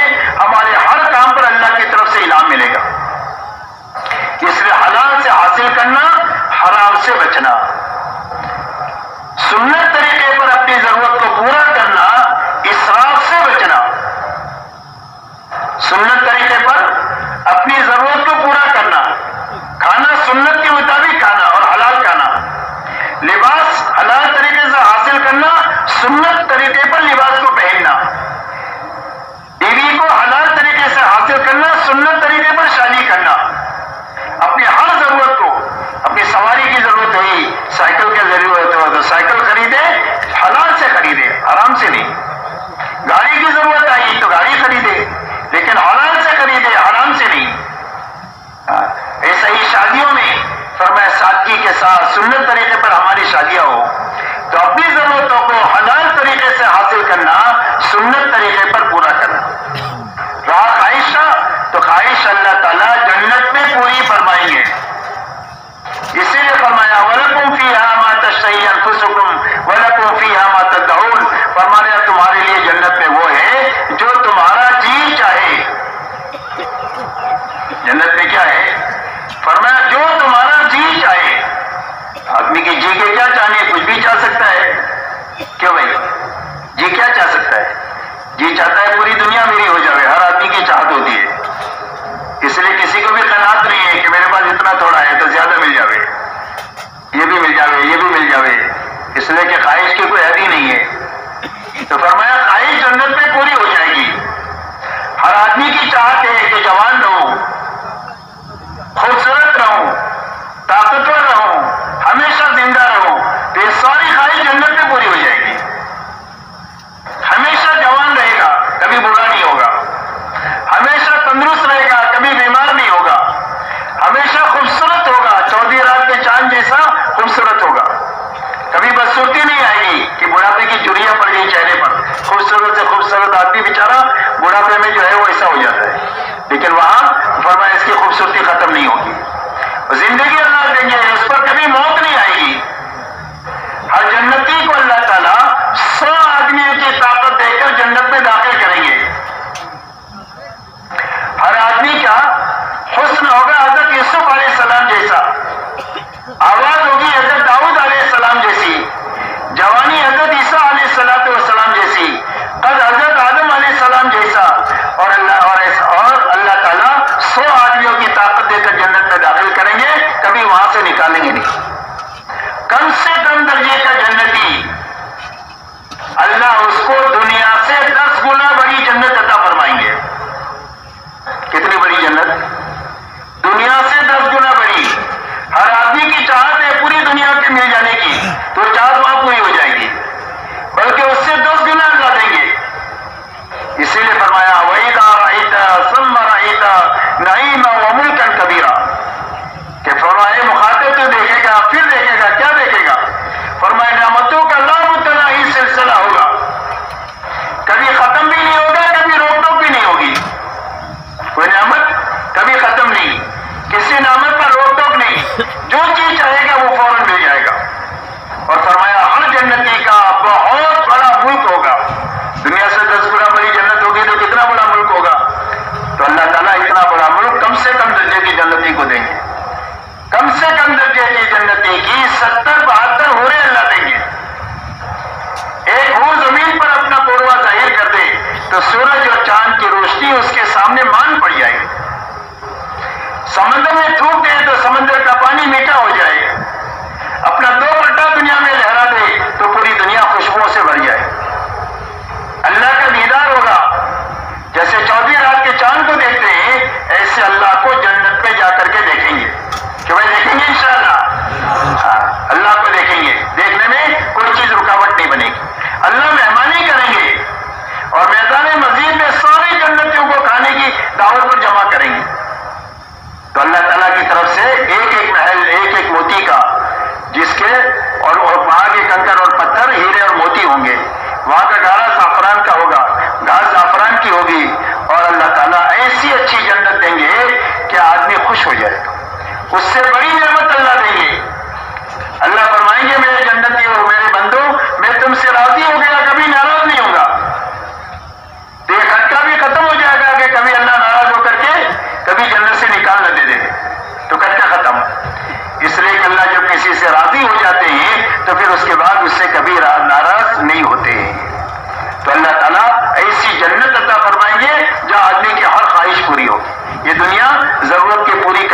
جگہ ہے. یہاں اپنی ضرورت کو حلال طریقے سے حاصل کرنا اور حرام سے بچنا، علماء سے پوچھنا اپنے سارے کاموں کو، تاکہ کوئی بھی مشتبہ چیز ہمارے پیٹ میں نہیں جانی چاہیے، ہمارے بچوں کے پیٹ میں نہیں جانی چاہیے، ہمارے گھر میں کوئی حرام اور ناجائز چیز نہیں آنی چاہیے. ہمارا گھر صحابہ جیسا گھر ہونا چاہیے اور اللہ والوں جیسا گھر ہونا چاہیے کہ جس میں کوئی بھی مشتبہ چیز اور مشتبہ کام ہماری زندگیوں میں نہیں آنا چاہیے. تو اس کے لیے اپنی زندگیوں کو علماء کی روشنی، علماء کے سامنے پیش کرنا اور علماء سے رہبری لینا تاکہ ہماری زندگی صاف ستھری بنے. اس لیے کہ دنیا کے سامنے جو چیز آئے گی وہ ہماری معاشرت آئے گی اور ہمارے معاملات آئیں گے. کہ بھائی دنیا کے سامنے کیا آئیں گے؟ ہماری معاشرت سامنے آئے گی، دنیا کے سامنے ہمارے معاملات سامنے آئیں گے. ہم نماز کا ایمان تو دل میں ہوتا ہے، نماز مسجد میں پڑھتے ہیں، روزہ پیٹ میں ہوتا ہے اور زکوٰۃ اپنے مسلمان بھائیوں کو ہی دے سکتے ہیں، دوسرے کو نہیں دے سکتے. حج بیت اللہ میں کرتے ہیں جہاں پر کسی بھی بے ایمان کا داخلہ ممنوع ہے. تو لوگوں کے سامنے ہماری معاشرت اور معاملات آئیں گے. کہ اپنے معاملات کو صاف اور ستھرا بنانا اور اس میں دو بنیادوں کو زندہ کرنا، ایک سچائی کو اور ایک امانت داری کو. اپنے معاملات میں سچائی اور امانت داری یہ دو بنیادیں ہیں ہمارے معاملات کی. اس میں سچائی ہونی چاہیے، جھوٹ نہیں ہونا چاہیے، وعدہ خلافی نہیں ہونا چاہیے اور اس کے ساتھ میں ٹال مٹول کی بات نہیں ہونی چاہیے. سچائی ہونی چاہیے اور امانت داری ہونی چاہیے. ناپ تول پر پورا دینا، ناپ تول کر پورا لینا اور اسی کے ساتھ جس سے لیا اس کو وقت پر دینا. غرض یہ کہ اپنے معاملات میں سچائی آنی چاہیے اور امانت داری آنی چاہیے. اسی کے ساتھ میں میرے دوستوں اپنی اخلاقی زندگی ایسی اچھی بننی چاہیے کہ سارے انسانوں کو ہم سے راحت پہنچے، کسی کو ہم سے ناحق تکلیف نہ پہنچے، ناحق تکلیف نہ پہنچے. یہ ہماری زندگی ایسی صاف ستھری ہونی چاہیے، اخلاق والی زندگی. اخلاق کا خلاصہ یہ ہے کہ ہر انسان کو ہم سے راحت پہنچے، کسی کو بھی ہم سے تکلیف نہ پہنچے. یہ اخلاق کا خلاصہ ہے. اور اخلاق بہت بڑی چیز ہے. حدیث پاک میں آتا ہے کہ اکثر لوگ جنت میں جو جائیں گے وہ تقوی کی وجہ سے جائیں گے اور اچھے اخلاق کی وجہ سے جائیں گے. جنت میں اکثر لوگ تقوی کی وجہ سے اور اچھے اخلاق کی وجہ سے جائیں گے، اور اکثر لوگ جہنم میں جائیں گے وہ زبان کی لفظی سے جائیں گے اور شرمگاہ کی لفظی سے اکثر لوگ جہنم میں جائیں گے. فرمایا اکملکم ایمانا احسنکم اخلاقا. فرمایا تم میں سب سے زیادہ کامل ایمان والا وہ ہے جو سب سے اچھے اخلاق والا ہے. قیامت کے دن آدمی کے عمل نامے میں سب سے زیادہ وزنی چیز اس کے اچھے اخلاق ہوں گے. اس لیے اپنی اخلاقی زندگی کو اچھے سے اچھی بنانا، ہمارے ماں باپ کو، ہمارے بچوں کو، ہماری بیوی کو، ہمارے پڑوسیوں کو، ہمارے گاہکوں کو، ہمارے سیٹ کو، ہمارے نوکر کو، ہمارے ملک کے ایک ایک بچے کو اور پورے عالم کے ایک ایک انسان کو ہم سے راحت پہنچے، کسی کو ہمارے سے تکلیف نہ پہنچے. اس لیے اخلاق کا خلاصہ حضور صلی اللہ علیہ وسلم نے چند باتوں میں فرمایا ہے. آپ ارشاد فرماتے ہیں کہ جو تمہارے ساتھ برائی کرے اس کے ساتھ بھلائی کرو. جو تمہارے ساتھ برائی کرے اس کے ساتھ بھلائی کرو. جو تمہارے پر ظلم و زیادتی کرے اس کو معاف کرو، درگزر کرو. اس لیے کہ بدلہ لینا مشکل ہے اور معاف کرنا آسان ہے. کیا مشکل ہے؟ بدلہ مشکل ہے. ایک آدمی نے آپ کو تماچا مارا کہ بھائی وزن کر کے آپ تماچا اتنا مار سکتے ہیں. اگر آپ نے ذرا سا زور سے مارا تو آپ ظالم ہیں. اس لیے حضور صلی اللہ علیہ وسلم کے پاس میں ایک صحابی آئے کہ اللہ کے نبی میرے غلام ہیں، وہ میرے ساتھ خیانت کرتے ہیں، کام چور کی کری کرتے ہیں، میں ان کو سزائیں دیتا ہوں، تو میرا کچھ معاملہ ہوگا اوپر؟ فرمایا ہاں تمہاری مار پیٹ کو ان کی خیانت کے ساتھ وزن کیا جائے گا. اگر تمہارے پاس میں مار پیٹ زیادہ ہوئی تو تمہاری پکڑ ہوگی. تو فرمایا جھگڑا میں اپنے آپ پالنا نہیں چاہتا، سب کو الگ چھوٹا اڑا کر دیا، آزاد کر دیا. تو آج آپ ناپ کر کے مار نہیں سکتے. کسی نے سخت سست آپ کو کہہ دیا تو آپ ناپ کر کے سخت سست نہیں کہہ سکتے. غصے میں تھوڑی بھی زیادتی ہو جائے گی. آپ زیادتی کر لیں گے تو آپ کا شمار ظالمین میں ہوگا. اور اللہ ظالم کی حمایت نہیں کرتے، اللہ مظلوم کی حمایت کرتے. تو اس لیے بدلہ لینا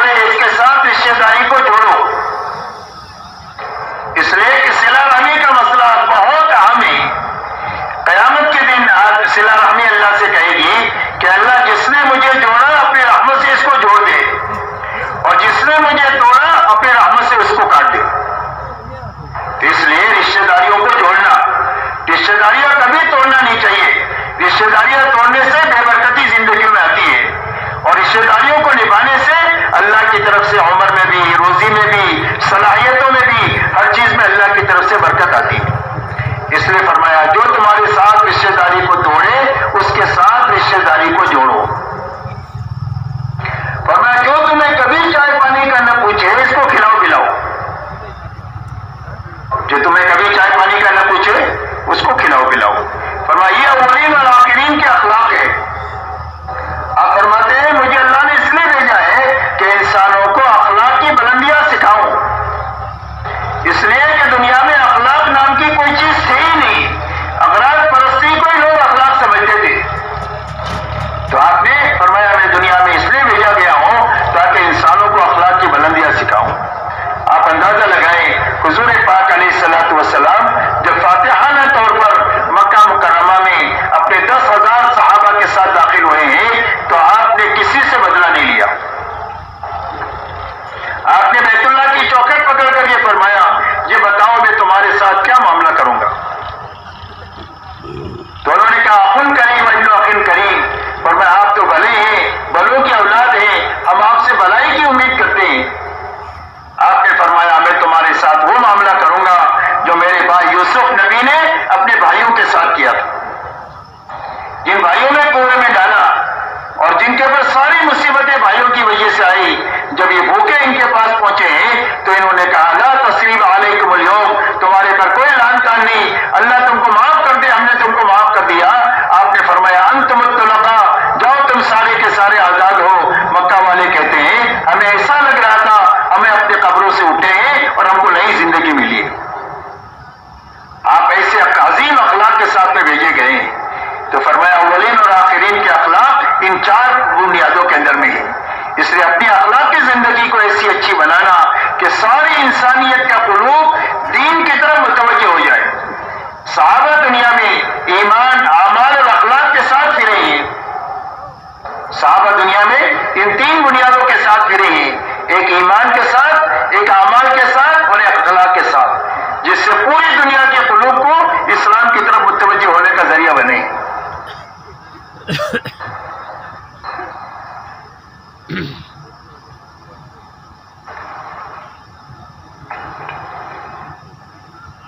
اسی کے ساتھ میرے محترم دوستوں, اپنی زندگی کا مقصد اللہ کو بنانا اور آخرت کو بنانا. اللہ نے ہم کو ملک و مال کے لیے دنیا میں بھیجا ہی نہیں ہے. ہمارے دنیا میں آنے کا مقصد ملک و مال ہے ہی نہیں ہے. اور آپ نے اپنی امت کو ملک و مال کی بنیاد پر اٹھایا ہی نہیں ہے, بلکہ آپ نے پوری امت کو آخرت کی بنیاد پر اٹھایا ہے. انصار مدینہ حضور صلی اللہ علیہ وسلم کے پاس تشریف لائے اور آ کر یہ پوچھا علی ما نبایع یا رسول اللہ, اللہ کے نبی ہم آپ سے کس چیز پر بیعت کریں, یعنی ہم آپ کا دامن تھامیں گے تو ہم کو کیا کرنا پڑے گا, یہ معنی ہے رحمت بیعت کے. تو آپ نے فرمایا تبایعونی علی السمع والطاعہ فی المنشط والمکرہ. فرمایا اس بات پر بیعت کرو کہ میری بات کو سنو گے اور مانو گے, جی چاہے تو اور نہ چاہے تو, جی چاہے تو اور نہ چاہے تو ہر حال میں میری بات کو سنو گے اور مانو گے, اس پر بیعت کرو.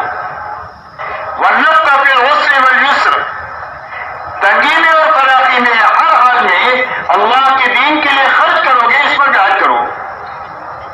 وَعَلَى الْأَمْرِ بِالْمَعْرُوفِ وَالنَّهْيِ عَنِ الْمُنكَرِ, اس بات پر بیعت کرو کہ بھلائی کو دنیا میں پھیلانے کی محنت کرو گے اور برائیوں کو مٹانے کی محنت کرو گے, اس پر بیعت کرو. وَعَلَى أَن تَقُولُوا فِي اللَّهِ حَقًّا لَا تَخَافُوا فِي اللَّهِ لَوْمَةَ لَائِمٍ, اور اس بات پر بیعت کرو کہ ہر حال میں حق بات کہو گے, حق طریقے سے, اور کسی کی ملامت سے ڈرو گے نہیں. کسی مداحنت سے اور ملوث سے سارے کام برباد ہوتے ہیں. اس نے فرمایا حق بات کو حق طریقے سے کہنا اور کسی کی ملامت سے ڈرنا نہیں. فرمایا اس پر بیعت کرو. اور یہ فرمایا الا ان تمنعونی کما تمنعون انفسکم واولادکم وازواجکم, اور اس بات پر بیعت کرو کہ جب میں تمہاری دعوت پر مدینہ منورہ میں آ جاؤں گا تو پوری دنیا تمہاری مخالف ہو جائے گی. میری تو مخالف ہے ہی ہے, تمہاری بھی ہو جائے گی, تو ساری دنیا تمہارے پر چڑھ دوڑے گی. تو میری حفاظت کے لیے وہ تمام وسائل اختیار کرو گے جن وسائل سے تم اپنی عورتوں کی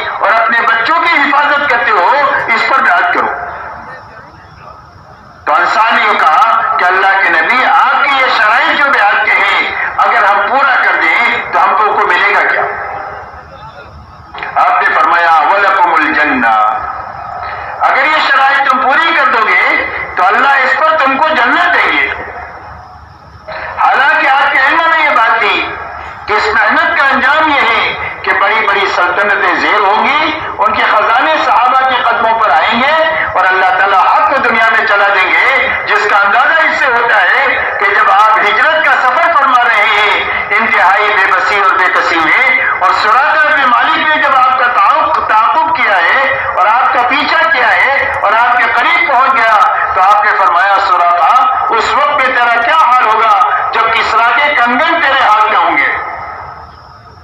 ऐसी बेबसी बेकसी में आप किसरा के कंगन की बशारत दे रहे हैं। आपके इल्म में ये बात थी कि ये बात होनी है और ये होकर के रहेगी, लेकिन आपने सहाबा को मुल्क माल की बुनियाद पर नहीं उठाया, बल्कि ये वो फरमाया वलकुमुल जन्ना, अल्लाह इसके बदले में तुम्हें जन्नत देगी। और यकीन रखो कि जिसकी जन्नत बनेगी उसकी दुनिया जरूर बनेगी, इसलिए कि दुनिया आखिरत का साया है।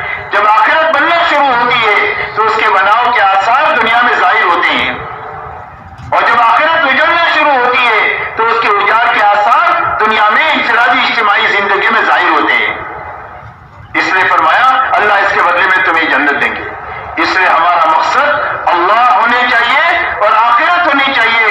चाहे अल्लाह का काम हो या अल्लाह के मखलूक के साथ कोई मामला हो, उससे हमको किसी से कुछ नहीं चाहिए, न इक़्तिदार चाहिए, न पैसा चाहिए, न हमको मुल्क चाहिए, न माल चाहिए। हम सिर्फ ये चाहते हैं कि अल्लाह हमसे राजी हो जाए, अल्लाह रजा के साथ जिंदगी गुजारे, अल्लाह की रजा पर मौत आए और हमारा हर कदम हमारी आखिरत के बनने का जरिया बने, हमारी आखिरत के उजड़ने का जरिया न बने। तो अपना मसला अल्लाह को और आखिरत को बना करके दुनिया में जीना, ये हमारी बुनियादें हैं दुनिया में जीना की। और हुजूर सल्लल्लाहु अलैहि वसल्लम ऐसी मुबारक जिंदगी लेकर के आए हैं। ये मुबारक जिंदगी मेरे मोहतरम दोस्तों, ये पूरी दुनिया में उम्मत जिन मसाइल से दो चार है और जिन हालात से दो चार है और जिन परेशानियों में से घिरी हुई है, उससे निकलने का वाहिद रास्ता ये मुबारक जिंदगी है।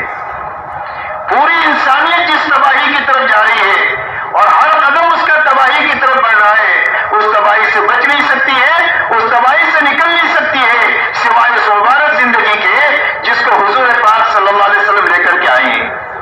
इसलिए हमारी और पूरी उम्मत की और सारी इंसानियत की सबसे बड़ी जरूरत ये मुबारक जिंदगी है। ये जिंदगी जिंदा हो जाएगी तो उम्मत के और इंसानियत के मसाइल हल हो जाएंगे, और जब तक ये जिंदगी जिंदा नहीं होगी, जब तक न मसाइल हल होंगे और न इंसानियत तबाही से बच सकेगी। इसलिए मेरे दोस्तों, अब ये जिंदगी हमारी बने और उम्मत भी जिंदा हो और उम्मत के रास्ते से इंसानियत के अंदर में जिंदा हो, उसका एक ही रास्ता है और वो रास्ता अपनी मेहनत को सही करना ही है। इसलिए कि हमारा अलमिया ये नहीं है कि हमको दीन मालूम नहीं है, हमारा अलमिया मालूमात की कमी का नहीं है, और हमारा अलमिया वसाइल की कमी का नहीं है। वसाइल बहुत है, दीनी वसाइल, ऐसे ही मालूमात बहुत है, लेकिन अंदर में फराइज पर खड़ा होने की और हराम से बचने की ताकत नहीं है। दीन के तकाज़ों पर खड़ा होने के लिए जिस ईमान और यकीन की जरूरत है, उसमें कमी है। तो जब तक ये कमी दूर नहीं हो जाएगी, जब तक ये जिंदगी जिंदा नहीं होगी। तो अब ये जिंदगी में ये कुव्वत के पैदा होने का क्या रास्ता? मेरे दोस्तों, कुव्वत के पैदा होने का एक ही रास्ता है कि अपनी मेहनत को सही करना। अल्लाह ताला ने दुनिया को मेहनत की जगह बनाया है। दीन हो दुनिया हो, हर चीज को अल्लाह ने मेहनत के साथ जोड़ा है। लक़द ख़लक़नल इंसान फ़ी कबद, हम लोग ने इंसान को मेहनत पे पैदा किया है। तो दुनिया के लिए भी आपको मेहनत करना है और दीन के लिए भी मेहनत करना है, और हर लाइन की मेहनत होती है, उस मेहनत के नतीजे होते हैं। एक आदमी जमीन पर मेहनत करे कांटेदार दरख्त के उगाने की, क्योंकि उससे फलों की उम्मीद हो सकती है कि उसमें से फल निकलेंगे। तो आपका क्या ख्याल है, एक आदमी की तमाम तर मेहनत मखलूक पर लगे और खालिक से मोहब्बत हो, खालिक की अजमत दिल में आए और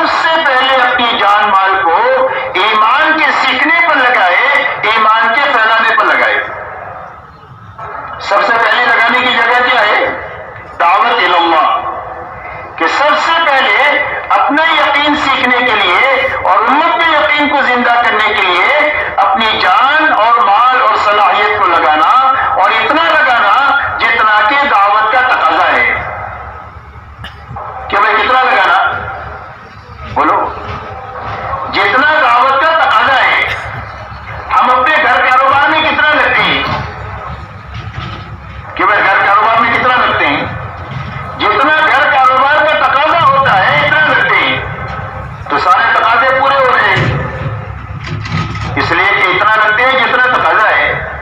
تو ایسا ہی دعوت کا جو تقاضا جس نوعیت کا بھی ہو، اس تقاضے پر اپنی جان اور مال کو اتنا لگانا جتنا دعوت کا تقاضا ہے۔ یہ سب سے پہلا مصرف ہے لگانے کا، کہ ایمان خود سیکھ بھی رہے ہو اور ایمان سکھا بھی رہے ہو، یقین بنا بھی رہے ہو، یقین سکھا بھی رہے ہو۔ اس لیے کہ دعوت اللہ کا راستہ ایسا ہے جیسا کہ تجارت ہوتی ہے۔ تجارت میں دو کام ایک ساتھ ہوتے ہیں، افادہ اور استفادہ۔ آدمی خود فائدہ اٹھاتے ہیں، جیب میں کمائی لے کر شام کو گھر جاتا ہے، اور صبح سے شام تک جتنے لوگ خریدتے ہیں وہ سارے دکان سے نفع اٹھاتے ہیں، فائدہ پہنچاتا بھی ہے، فائدہ حاصل بھی کرتا ہے۔ ایسا ہی دعوت اللہ کا راستہ ایسا ہے کہ بیعت وقت میں فرد بنے گا اور بیعت وقت میں عالم بنے گا۔ اس لیے سب سے پہلے اپنی جان مال کو دعوت پر اتنی لگانا جتنا دعوت کا تقاضا ہے، کہ وہ سارا مجمع اس کے لیے تیار ہے۔ دوسرا میرے دوستوں لگانے کی جگہ یہ ہے کہ ہر ایمان والا اپنی جان مال کو عبادت پر لگائے۔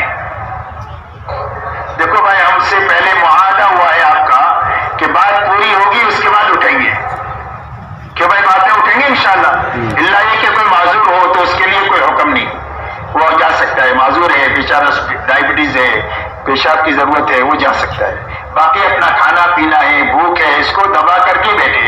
انشاءاللہ یہ مجالس ہماری زندگی کو بدلنے کا ذریعہ بنے گی اور ہمارے اللہ کے یہاں قبول کرانے کا ذریعہ بنے گی۔ یہ طے کرو کہ انشاءاللہ 3 دن ایسے اچھے گزارنے ہیں کہ اللہ ہم سب کو قبول فرما لے۔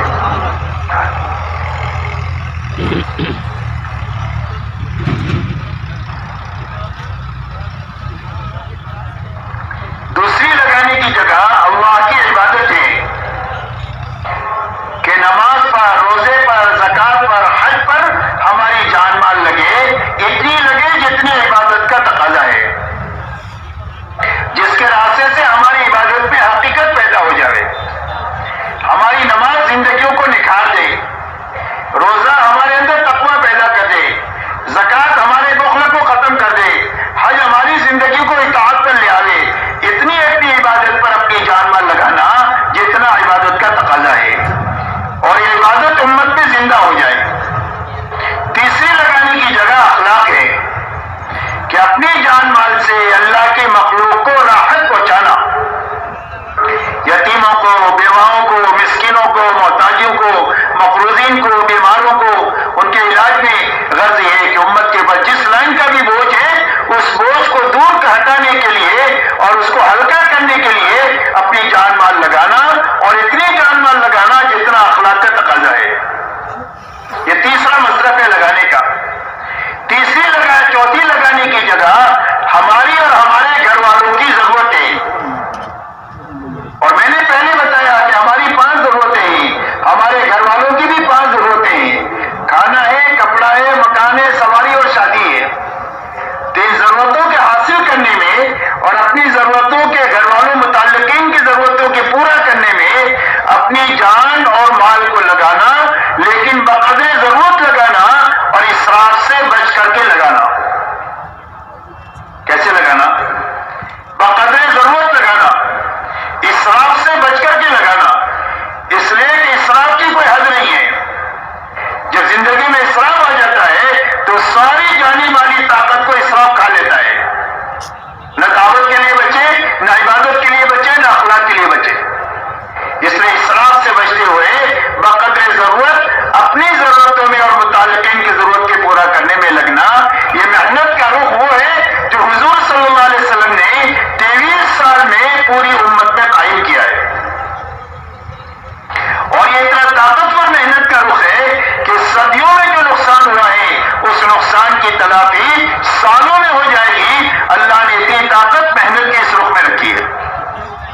آپ اندازہ لگائیں، حضرت عیسیٰ علیہ السلام اور حضور صلی اللہ علیہ وسلم کے بیچ میں 650 سال کا زمانہ ہے جس میں کوئی نبی نہیں آئے۔ انسانوں نے جہالت آخری درجے کی اور انسانوں نے گمراہی آخری درجے کی، لیکن یہ ساری جہالت اور یہ ساری گمراہی صرف 23 سالہ محنت کے نتیجے میں ختم ہو گئی، اور اللہ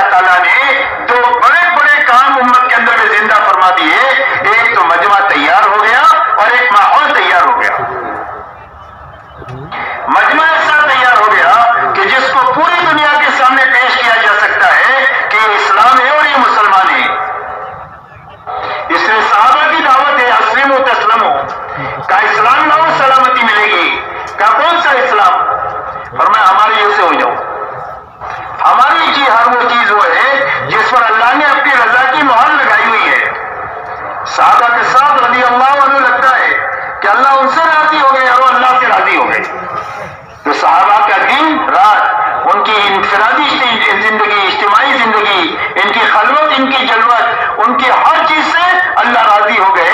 فرمایا اسلام میں اسلام لاؤ سلامتی ملے گی. کہ کون سا اسلام؟ فرمایا ہمارے جیسے ہو جاؤ.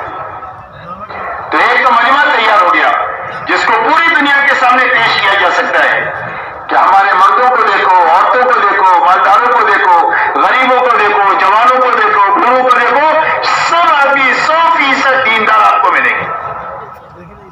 دوسرا کام میرے دوستو یہ ہوا کہ پورے حجاز کا ماحول بن گیا، خصوصیت کے ساتھ مدینہ منورہ کا ماحول ایسا پاکیزہ بن گیا کہ جس ماحول میں 100% ایمان والوں کے دلوں میں اللہ رسول کی محبت سب سے زیادہ تھی.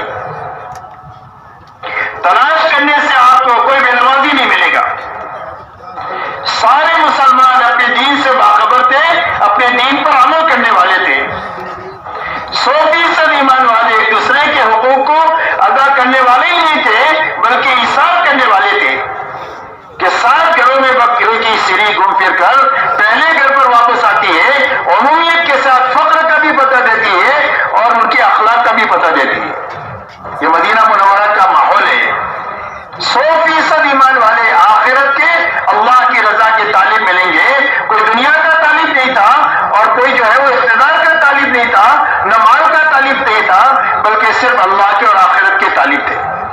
اور 100% ایمان والے اپنے آپ کو دین کا ذمہ دار سمجھتے تھے کہ جس طرح میں باپ ہوں، بچوں کا ذمہ دار ہوں، میں شوہر ہوں، بیوی کا ذمہ دار ہوں، ایسا ہی مسلمان ہوں. اسلام کی ذمہ داری بھی مجھ پر ہے.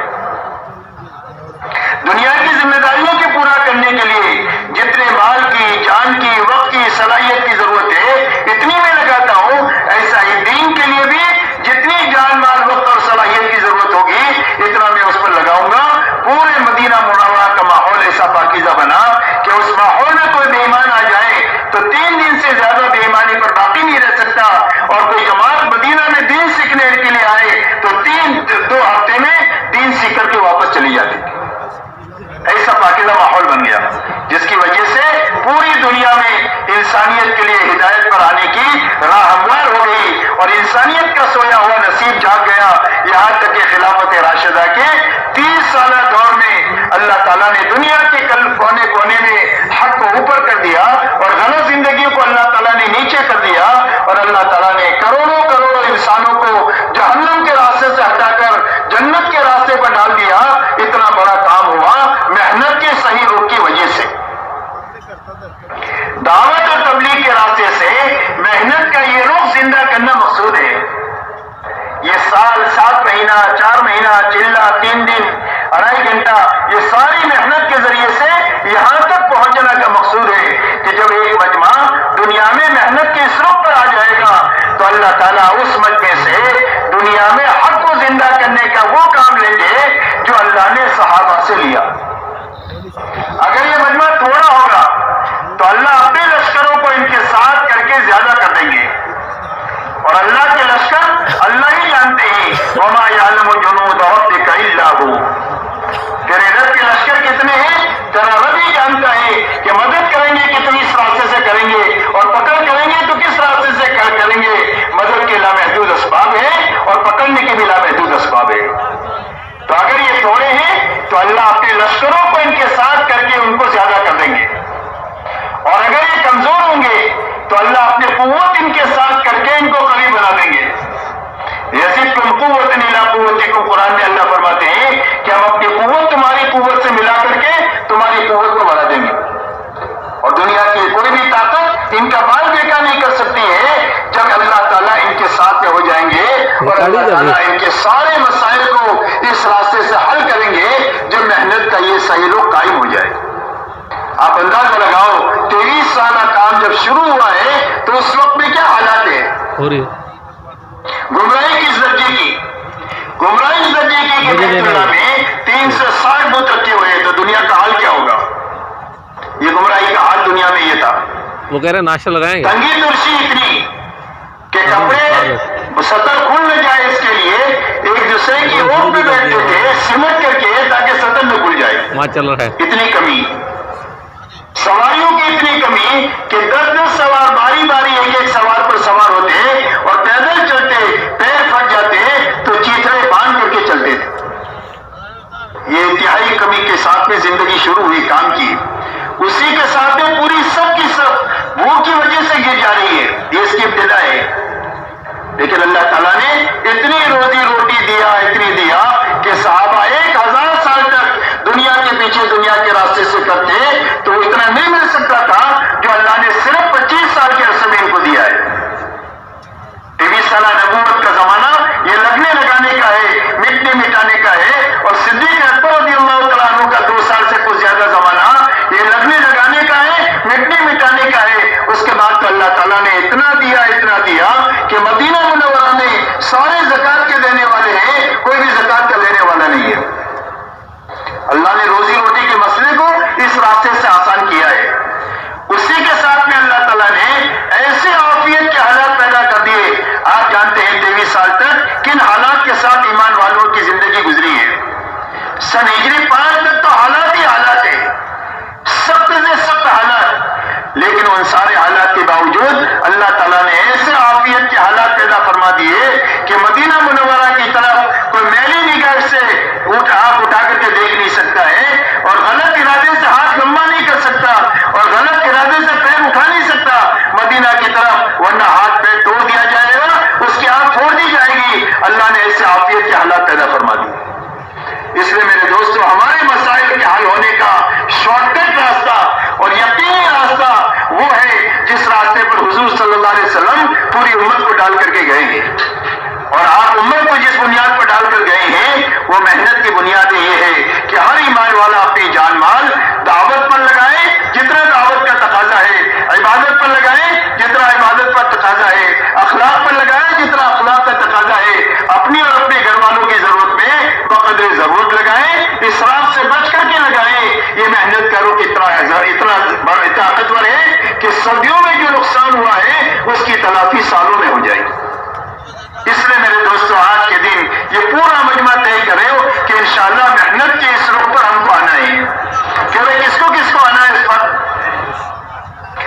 اب میرے دوستو، پورے مجمع کو وہاں پر آنے کے لیے سب سے پہلی سیڑھی سال 7 مہینے اور 4 مہینے ہے۔ فرمایا جب اس راستے سے ہمارے دل کا رخ صحیح ہو جائے گا تو زندگی کا رخ بھی صحیح ہو جائے گا۔ دل کا رخ صحیح ہونے کے معنی یہ ہے کہ ہمارے دلوں کا رخ اللہ کی طرف ہو جائے، کہ سب کو ناراض کر سکتے ہیں، اللہ کو ناراض نہیں کر سکتے۔ ہمارے دلوں کا رخ اللہ کے حکموں کی طرف ہو جائے کہ مال کے بڑے بڑے نقشوں کو ہم توڑ سکتے ہیں، اللہ کے حکم کو نہیں توڑ سکتے۔ ہمارے دلوں کا رخ آخرت کی طرف ہو جائے کہ ہم اپنی دنیا کو نقصان دے سکتے ہیں، اپنی آخرت کا نقصان نہیں کر سکتے۔ یہ معنی ہے دل کا رخ صحیح ہونے کا۔ تو ہمارے دلوں کا رخ اللہ کی طرف ہو جائے، اللہ کے حکموں کی طرف ہو جائے، آخرت کی طرف ہو جائے، اور ہمارا فکر دعوت کا بن جائے۔ کیا بن جائے؟ فکر دعوت کا بن جائے۔ دعوت کا فکر بننے کے معنی یہ نہیں ہے کہ گھر کاروبار کو چھوڑ دینا ہے، اس لیے کہ ہمارے دین میں رہبانیت بھی نہیں ہے، نفسانیت بھی نہیں ہے، ملنگ پنا بھی نہیں ہے، اور مادہ پرستی بھی نہیں ہے۔ ملنگ پنا بھی غیروں کا طریقہ ہے، غلط لوگوں کا طریقہ ہے، اور مادہ پرستی بھی غلط لوگوں کا طریقہ ہے۔ اسلام ان دونوں کے بیچ کا صراط مستقیم ہے کہ ہر مسلمان کی گھریلو اور کاروباری زندگی ہوگی، لیکن دینداری کے ساتھ ہوگی اور دین کی محنت کے ساتھ ہوگی۔ یہ دو ذمہ داری ہے ہر مسلمان کے ساتھ، دینداری کے ساتھ ہوگی، دین کی محنت کے ساتھ ہوگی۔ زندگی کی کیا ترتیب ہوگی؟ کہ زندگی کی ترتیب یہ ہوگی کہ جب دین کا تقاضا آئے گا یا دین کی محنت کا تقاضا آئے گا تو اپنے گھر کاروبار کے تقاضے کو آگے پیچھے کریں گے، چھوڑیں گے نہیں۔ چھوڑنے کا حکم نہیں ہے۔ کیوں بھائی چھوڑ کیا سکتے آپ؟ کیوں بھائی کھانا چھوڑ سکتے ہیں، مکان میں رہنا چھوڑ سکتے ہیں، پہاڑ پر جی سکتے ہیں، یا شادی کرنا، کچھ بھی چھوڑنا نہیں ہے، صرف آگے پیچھے کرنا ہے۔ کہ بھئی آپ سو رہے ہیں، اذان ہو گئی تو آپ اپنی نیند سے اٹھ کر اللہ کے دربار میں پہنچو، اتنا کرنا ہے، راحت کو قربان کرنا ہے۔ دھوپ ہو رہی ہے، ظہر کی اذان ہوئی ہے تو دھوپ برداشت کر کے مسجد میں پہنچنا ہے۔ اپنی دعوت کے تقاضوں کے لیے ایک وقت آپ نے متعین کیا ہے اس وقت پر اپنے دعوت کے ان اعمال کو کرنا ہے. اگر کوئی تقاضا دنیا کا ہے اس کو آگے پیچھے کرنا, کام کو آگے پیچھے نہیں کرنا. اللہ اسی کا نام قربانی دیتی ہے.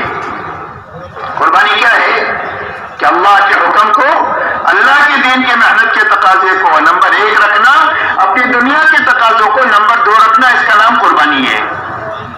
اس قربانی پر اللہ روز ہدایت دیں گے اور ہدایت کی کوئی حد نہیں ہے. روز ہدایت کی ترقی ہوگی. اللہ حلال روزی اپنے خزانے سے دیں گے. اللہ عافیت کے حالات دیں گے کہ جو عافیت کے حالات کی وجہ سے جینا بھی آسان ہو جائے گا اور مرنا بھی آسان ہو جائے گا. ایسی پاکیزہ زندگی اللہ جو دیں گے وہ قربانی کی برکت سے دیں گے. اور قربانی کے معنی یہ ہے, اس کے لیے طے کرو کہ انشاءاللہ ہم دین کو اور دین کی محنت کو ہمیشہ آگے رکھ کر چلیں گے اور اپنے دنیاوی تقاضوں کو نمبر 2 پر رکھ کر چلیں گے. کہ وہ پورا مجمع تیار ہے اور اس کے لیے تیار ہے. اب میرے دوستوں, اس کے لیے اپنی لائن صحیح کرنے کے لیے راستہ یہ ہے کہ بھئی 1 سال لگاؤ, 7 مہینے لگاؤ, 4 مہینہ لگاؤ. جن کے اوقات بڑے لگ گئے ہیں آخری درجے میں اپنی جماعت بنا کر کے چلہ لگاؤ تاکہ اس راستے سے ہماری زندگی کا رخ بھی صحیح ہو جائے اور ہماری محنت کا رخ بھی صحیح ہو جائے. اب کھڑے ہو کر کے اپنے ناموں کو پیش کرو. فرمائے ماشاء اللہ, فرمائے لگا دو. کیا نام بھائی کا؟ ماشاء اللہ 4 مہینے کی نقد تیار. ماشاء اللہ. جی بھائی کا نام؟ 4 مہینے کی نقد. ماشاء اللہ.